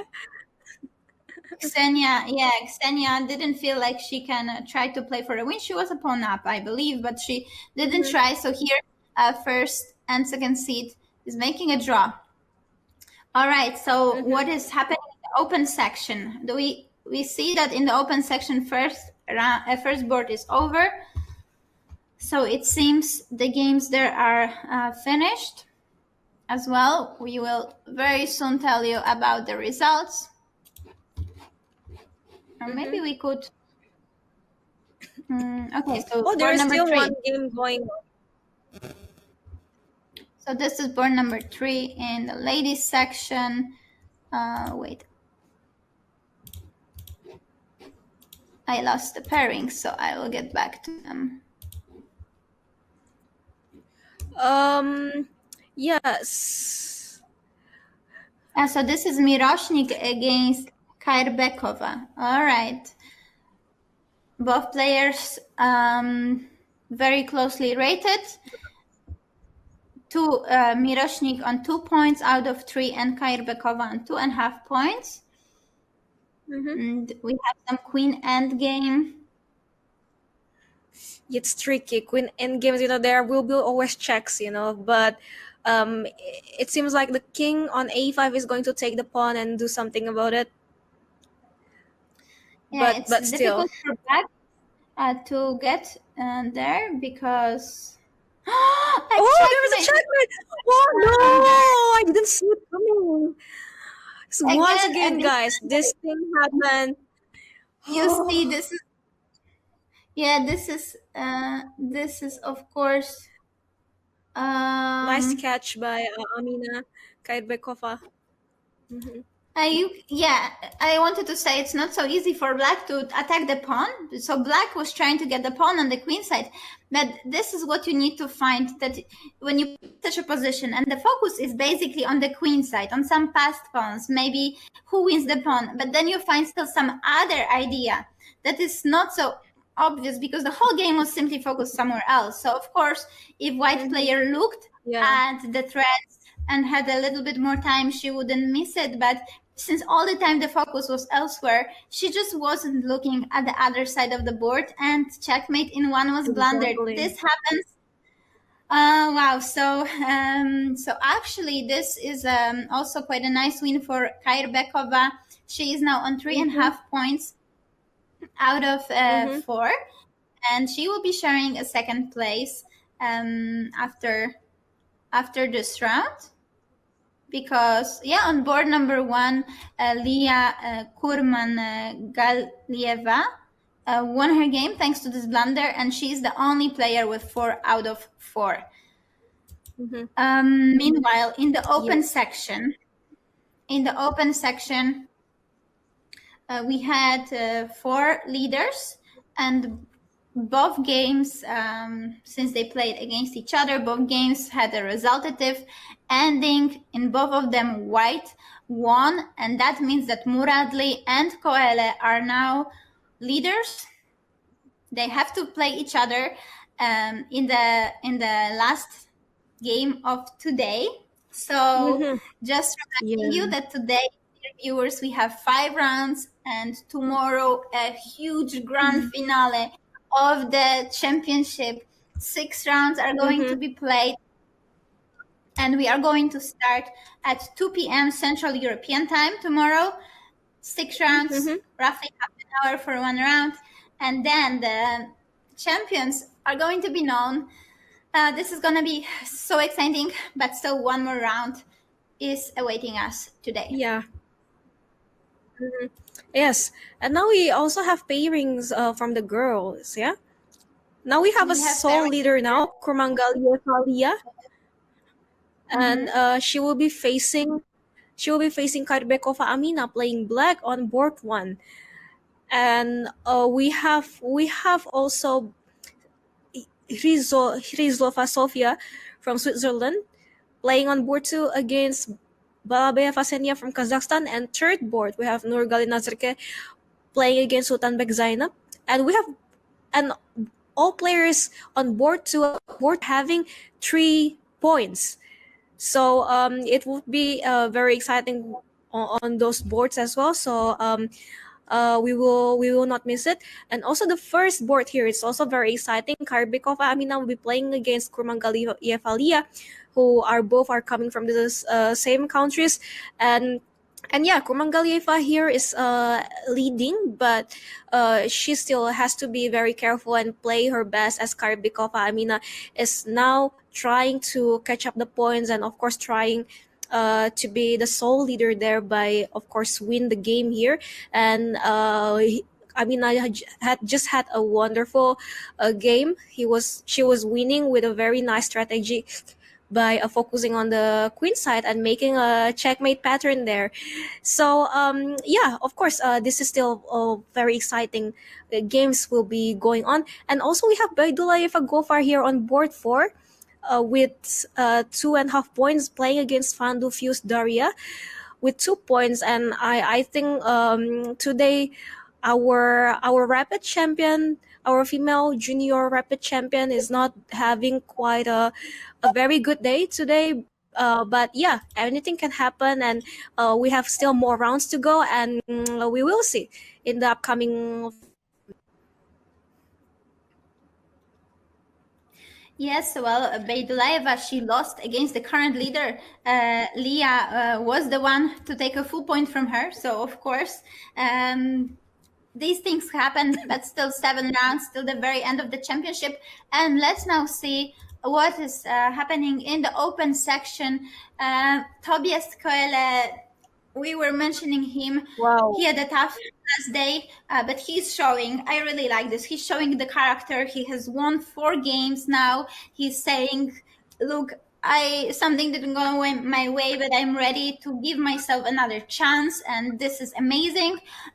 He's going to play Muradli on the board number 1. Those are the 2 only players with the perfect score, and only one player also half a point behind them, Raunak Sadwani. And then we have a very big group of 8 players with 3 out of 4. I am curious, of course, we are going to be following first boards matchups the most closely, because those are the crucial ones. I am wondering if Tobias Koele, he played with... So now, yeah, in the open section, we have Koele playing with Muradli. And I'm checking in the rapid event, since, this is maybe some kind of psychological game that could be important. How did they do against each other, just a couple of days ago? And I see that Tobias actually won Mahamat Muradli in the 7th round of the rapid. So this game could also be some, some factor, whether Muradli is maybe looking for a revenge, or maybe he's feeling like, oh, come on, this guy is so good. It's gonna be really tough to play against him. You never know how those losses affect you. Some people, they take away the confidence, but for some they give like more fire, and they are ready to just get back at their opponent. Yes, and it's also and it also depends so much on the player's personality and also moods during the tournament. It matters a lot. Whether we go for win or we go for draw. And especially Blitz. Sometimes after we are having not a very good game, we will less confident, and this is also very critical. Because we had to know ourselves and how to actually motivate ourselves in order to perform our best. And yeah, I'm also not sure each players will be having a very diverse emotions at the moment. And yeah, I could really see, it's there running on the atmosphere and the air of the tournament hall. I think all of the emotions are mixed there. Probably, nervous, and also probably also panicking, and also motivated, or also, the adrenaline are there. And so yeah, let's see how it will go for them. And yeah, I really can't wait. Yeah, the last round of today, it's is the big question. Are we going to have players with a perfect score after today at all? At the moment, in both sections, only 3 players managing still to just win everything. But of course, it is only possible for one in the open section. And then question if Leah, who is the only player in the women's section, to have gathered 4 points, if she's going to manage to continue her winning streak. We are going to see. It is around 10 minutes till the round. Oh wow, this is so fast today. Everything is happening super intense. Theresa, what are your feelings about how everything is going in the open section, in the girls section? What are your impressions? Yes, I think in the Blitz now it's even more unpredictable, because we cannot just, assess the players by their ratings, because it doesn't matter a lot in the Blitz, I can say. Yes, and also probably we have our champions in the rapid yesterday, but and as we can see now, especially in the girls section, Gofar Beidulayeva has quite a different result compared to the rapid tournament yesterday. And but we still don't know what will happen tomorrow. And also in the open section here, we can see the first seed Raunak is also not having a 100% points, but he is still there with quite pretty well. And also, so yeah, I think everything is still unclear there. And also, Koala Tobias, we have to also remember that he is very strong when it comes to rapid and also blitz, and we just saw that, and it's just being proven. And yesterday in the rapid tournament, he was playing very well, especially at the beginning, and he was leading, and he was defeating all these guys. But yeah, probably he had some bad games, but still it doesn't vanish the fact that he is actually doing pretty well in this tournament. And so yeah, I think this is happening very fast, and we will. But still, tomorrow is the final day, Anna. And what about? I mean, how I feel in general. How I feel in general is okay. The first days are quite, I mean, I feel like, oh, it's going to be long, it's going to be lots of things going to happen and stuff. And now we are about to reach the very final day of the tournament. I'm not just talking about rapid or blitz, but I'm talking about the whole tournament, this whole event, the World Junior Rapid and Blitz Chess Championship 2023, which will be held which is held for the first time in history, of course. And we are going to come about to come to an end, and I just can't believe that. I still am really excited for tomorrow, of course, dear viewers. But yes, I feel like I don't want to end this, because I had an amazing time commentating for you guys. But still, tomorrow we have one more day. We have one more day, and we have 6 rounds of blitz, which will be going pretty fast as well. But of course, we cannot miss that, because it will be the very last day of the tournament, and we will have the winners of the blitz section, and we will have as well the prize distribution for this championship.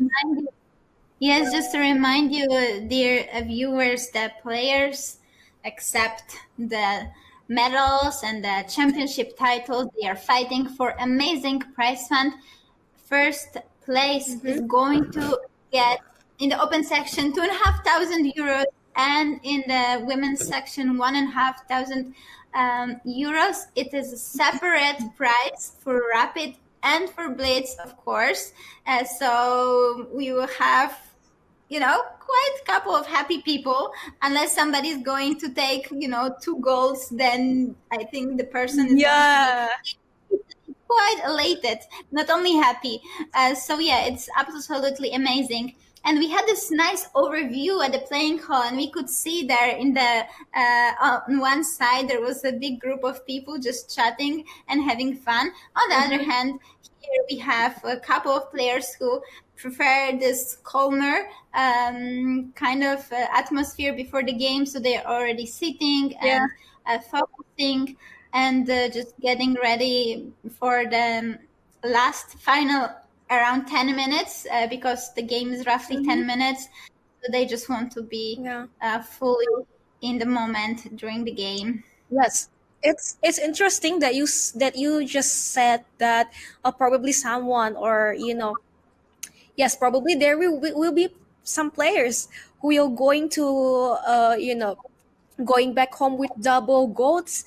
But what is your prediction, Anna? Will it happen?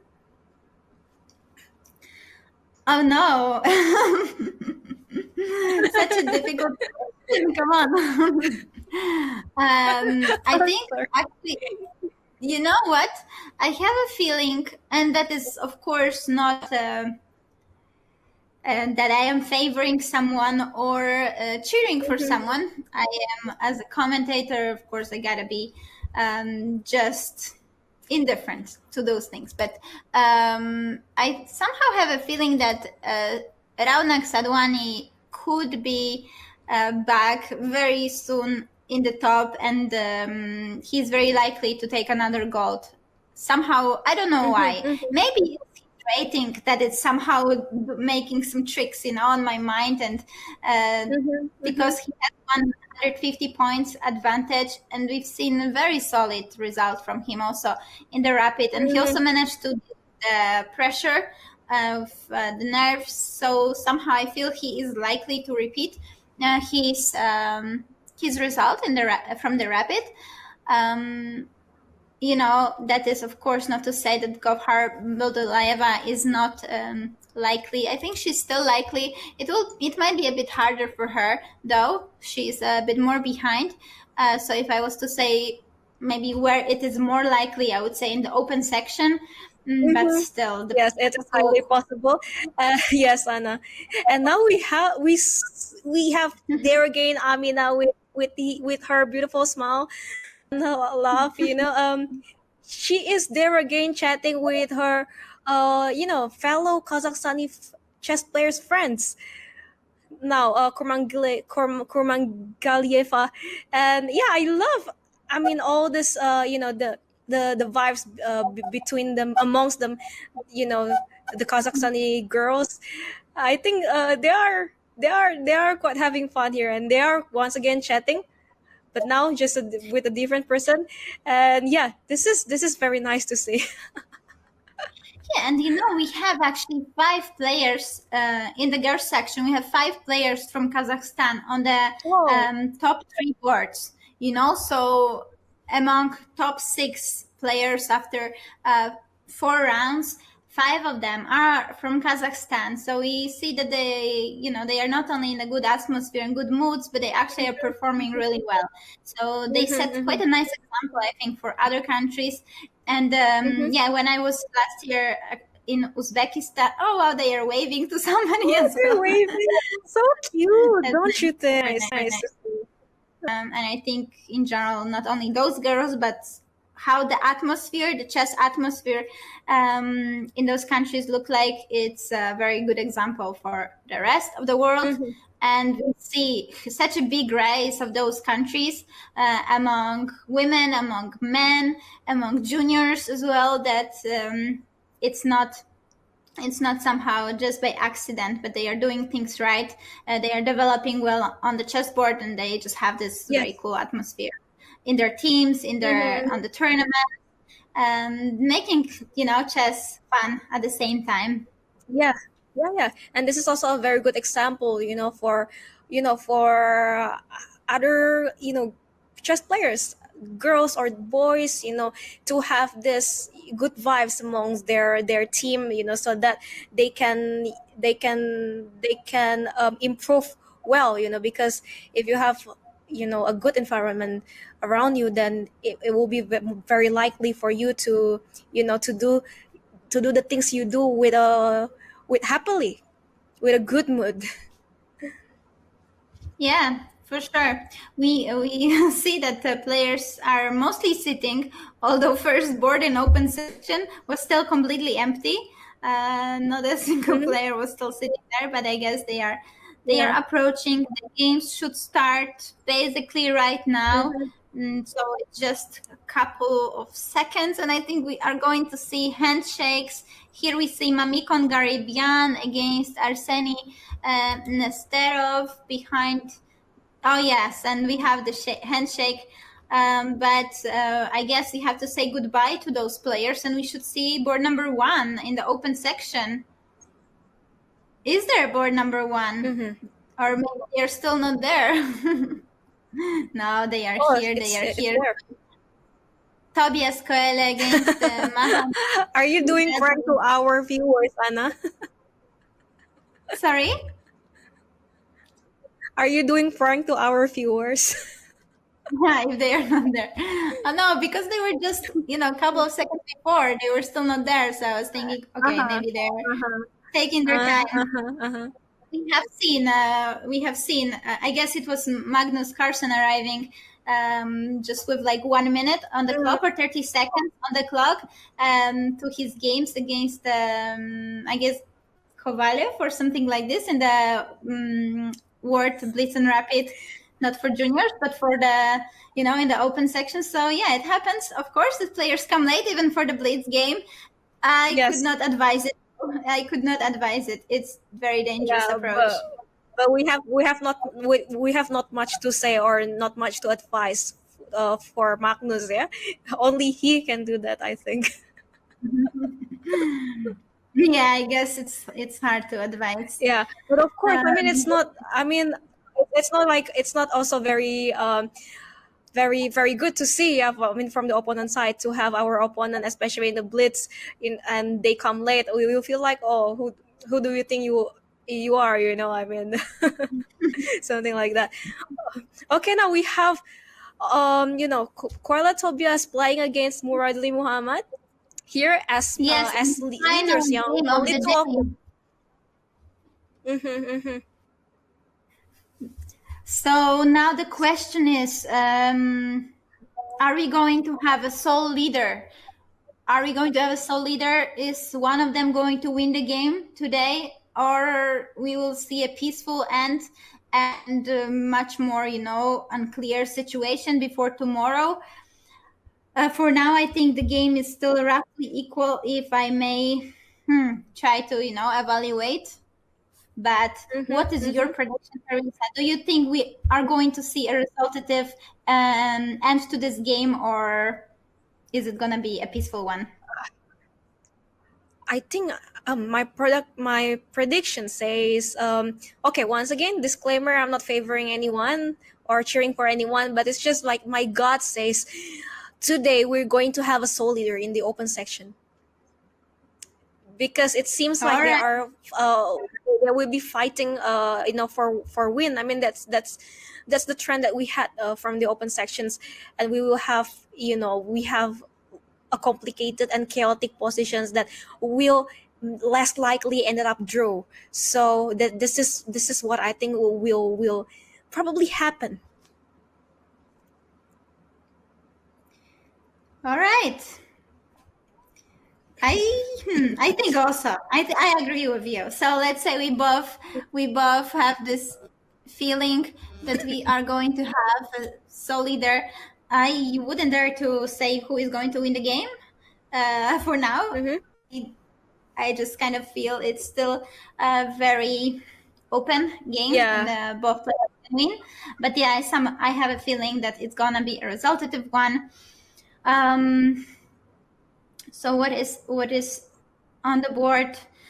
Black is kind of more central, right? Black is kind of seems to be a little bit more ahead. Just And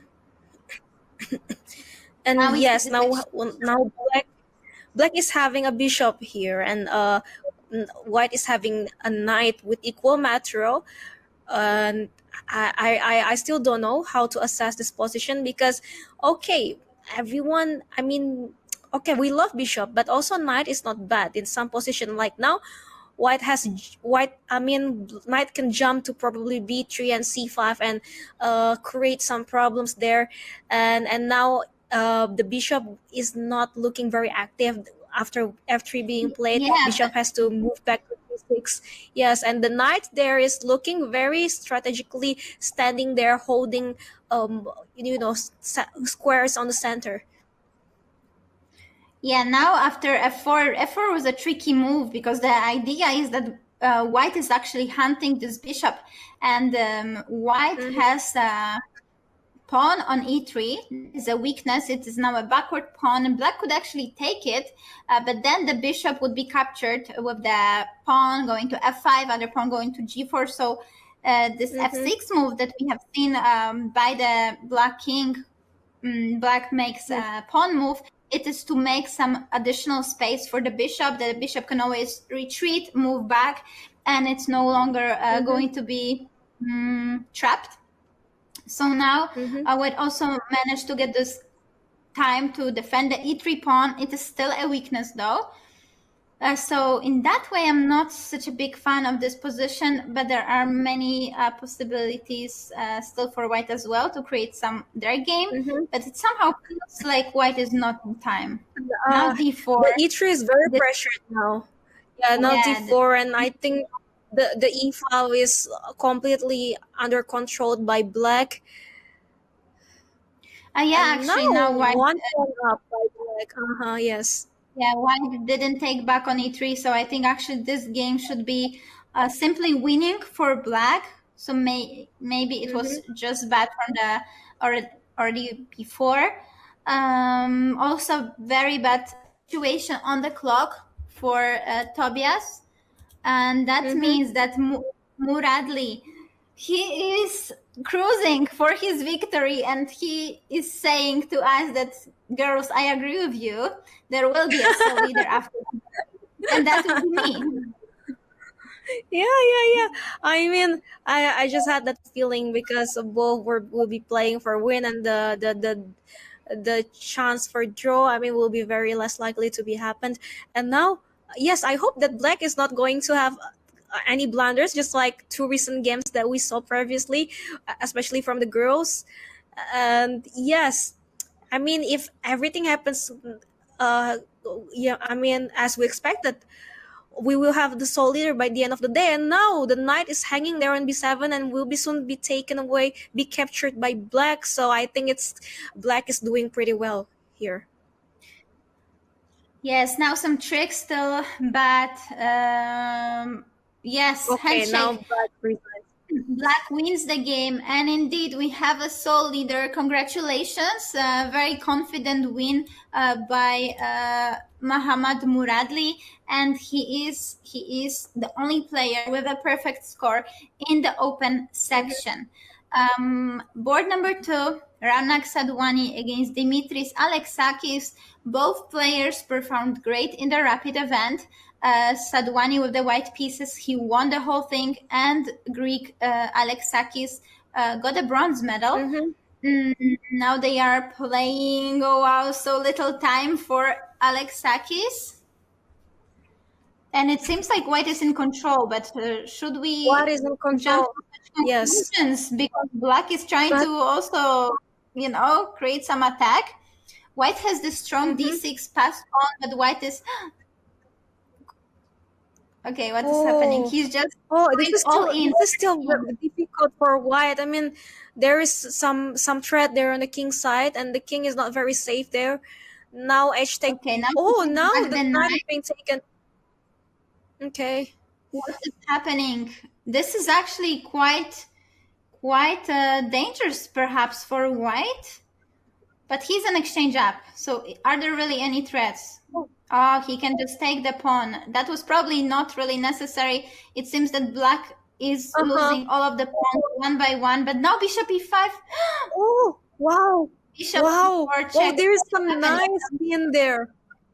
Some tricks, and queen d1 is on the board. They are repeating I the think moves, but Queen F1. is it really Queen F1 is necessary? possible.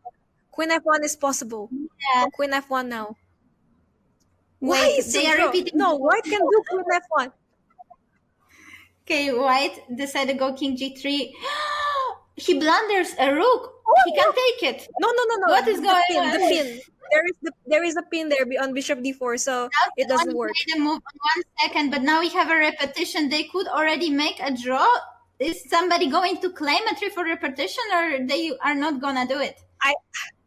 I don't want to. Okay, finally. What happened with Raunak? Raunak could play king g8, and when the queen is checking and queen f1, yeah? Queen f1, I think it's winning for Raunak. But then Did there you is see, bishop Anna? d4. Bishop d4, because queen is defending on d4. So I guess he couldn't do it. At least No, but after queen f1, the queen is being threatened, so black gotta do something about the queen, whether exchange it with the f1 or escape.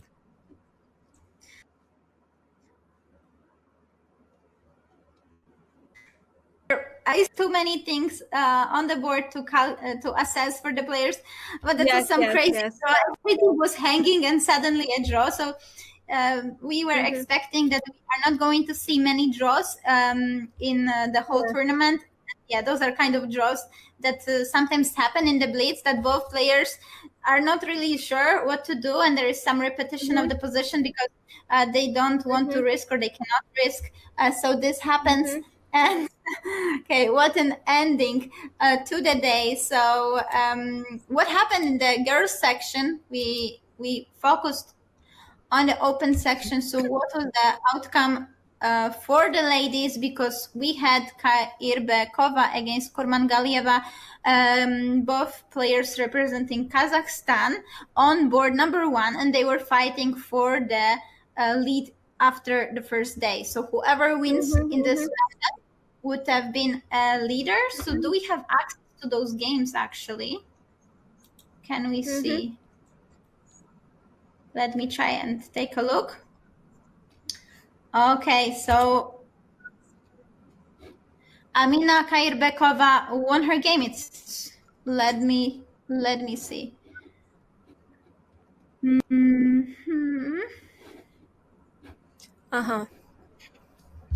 Yes, so Amina won, and that means that there is no player in the women's section with the perfect score. Leah lost her game. Yeah, that was the current position. Sorry, I lost it for a second. Okay, there we have it. That was the final position in this game after some wow, there was some blunder here. Couple of moves back, it seemed that the position was level, and after rook e8, suddenly it's a very innocent looking move, right? It looks very logical. Yes. But it's a decisive mistake, and suddenly white is getting this activity on the c file, and the king is simply being checkmated in a couple of moves. Just happened. Okay. Moves. So big win for Amina, who is now a sole leader with 4.5 points out of 5. And there are going to be a couple of players just behind, among them Leah, Ksenia Balabayeva, and I believe Zeynep Sultanbek, also with 4 points. So yeah, ladies from Kazakhstan still in the very top places. Oh wow, look at that. I think top 4 places are going to be taken by the players from Kazakhstan in the girls section. Nice. Wow. After first day. This Kazakhstan girls. These Kazakhstan girls are very powerful, and yes, I can't wait what will happen tomorrow, especially on the final rank.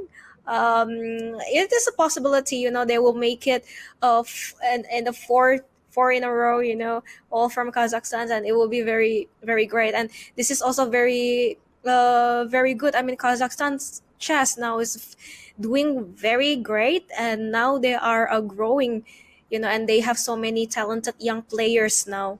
So yeah, kudos to them. Yeah, I couldn't agree more. This is amazing, and also I think it deserves even more to highlight the fact that Gofhar Beldulayeva, she managed to to overcome this power of them, and she managed to win the rapid section. So this is amazing. Dear viewers, just to sum up quickly, because this was the final round of today. Yeah, as we mentioned, in the women's section, there is nobody with a perfect score. Amina Kairbekova, she's a leader, a sole leader with 4.5 points. So everything can still happen, of course. And in the open section, there was this very close matchup, but Muradli managed to come out on top, and he's a sole leader with 5 points out of 5 games. And tomorrow everything is going to be decided. 6 rounds are going to be played, and we are going to find out who the champion is. We are going to see you at 2 p.m. Central European Time tomorrow on Sunday. Don't miss it. Don't miss it, guys. Don't miss it. And yes, I really can't wait. And please don't miss it, because it will be the very last day of the championship of the FIDE World Junior Rapid and Blitz Chess Championship 2023. And yes, and also it is kind of making me a little bit sentimental that we are going to an end of this event, Anna. And so tomorrow will be our last day commentating in this prestigious event. But yeah, it is what it is. And so yeah, please guys, be right back and with us, and we gotta watch and we gotta witness who is going to be the champion of the World Blitz Junior Chess Championship 2023. And also there will be as well prize distribution after the tournament. So yeah, thank you so much for today. I had an amazing time as well with also my commentating partner here, Anna. Please say a few words as how do you feel about today? Yeah, thank you so much. No, it was amazing day full of actions, turnarounds. Theresa, it is a pleasure to be here with you. As you said, it's a little bit sad, right, that it will be our last day tomorrow together of the commentating. But I'm sure tomorrow we are going to, finish it on a strong note. And someday probably after this tournament, we just gotta meet each other as well. Maybe it's not our last time commentating. But for now, thank you so much. It is great to have you as my partner. Thank you so much, dear viewers, for being with us here. And we'll see you tomorrow, 2 p.m. Central European Time. Mark your calendars, set an alarm, and we'll be here to deliver the final games of the World Junior Blitz Championship. So I guess that's it from us for today, right, Theresa? Yes. And yes, we will see you. Thank you so much. We will see you tomorrow. Thank you so much. I am Woman FIDE Master Diajeng Theresa Singgih with my commentating partner, Woman International Master Anna Kantane. We will be seeing you tomorrow. But thank you for today, and see you tomorrow.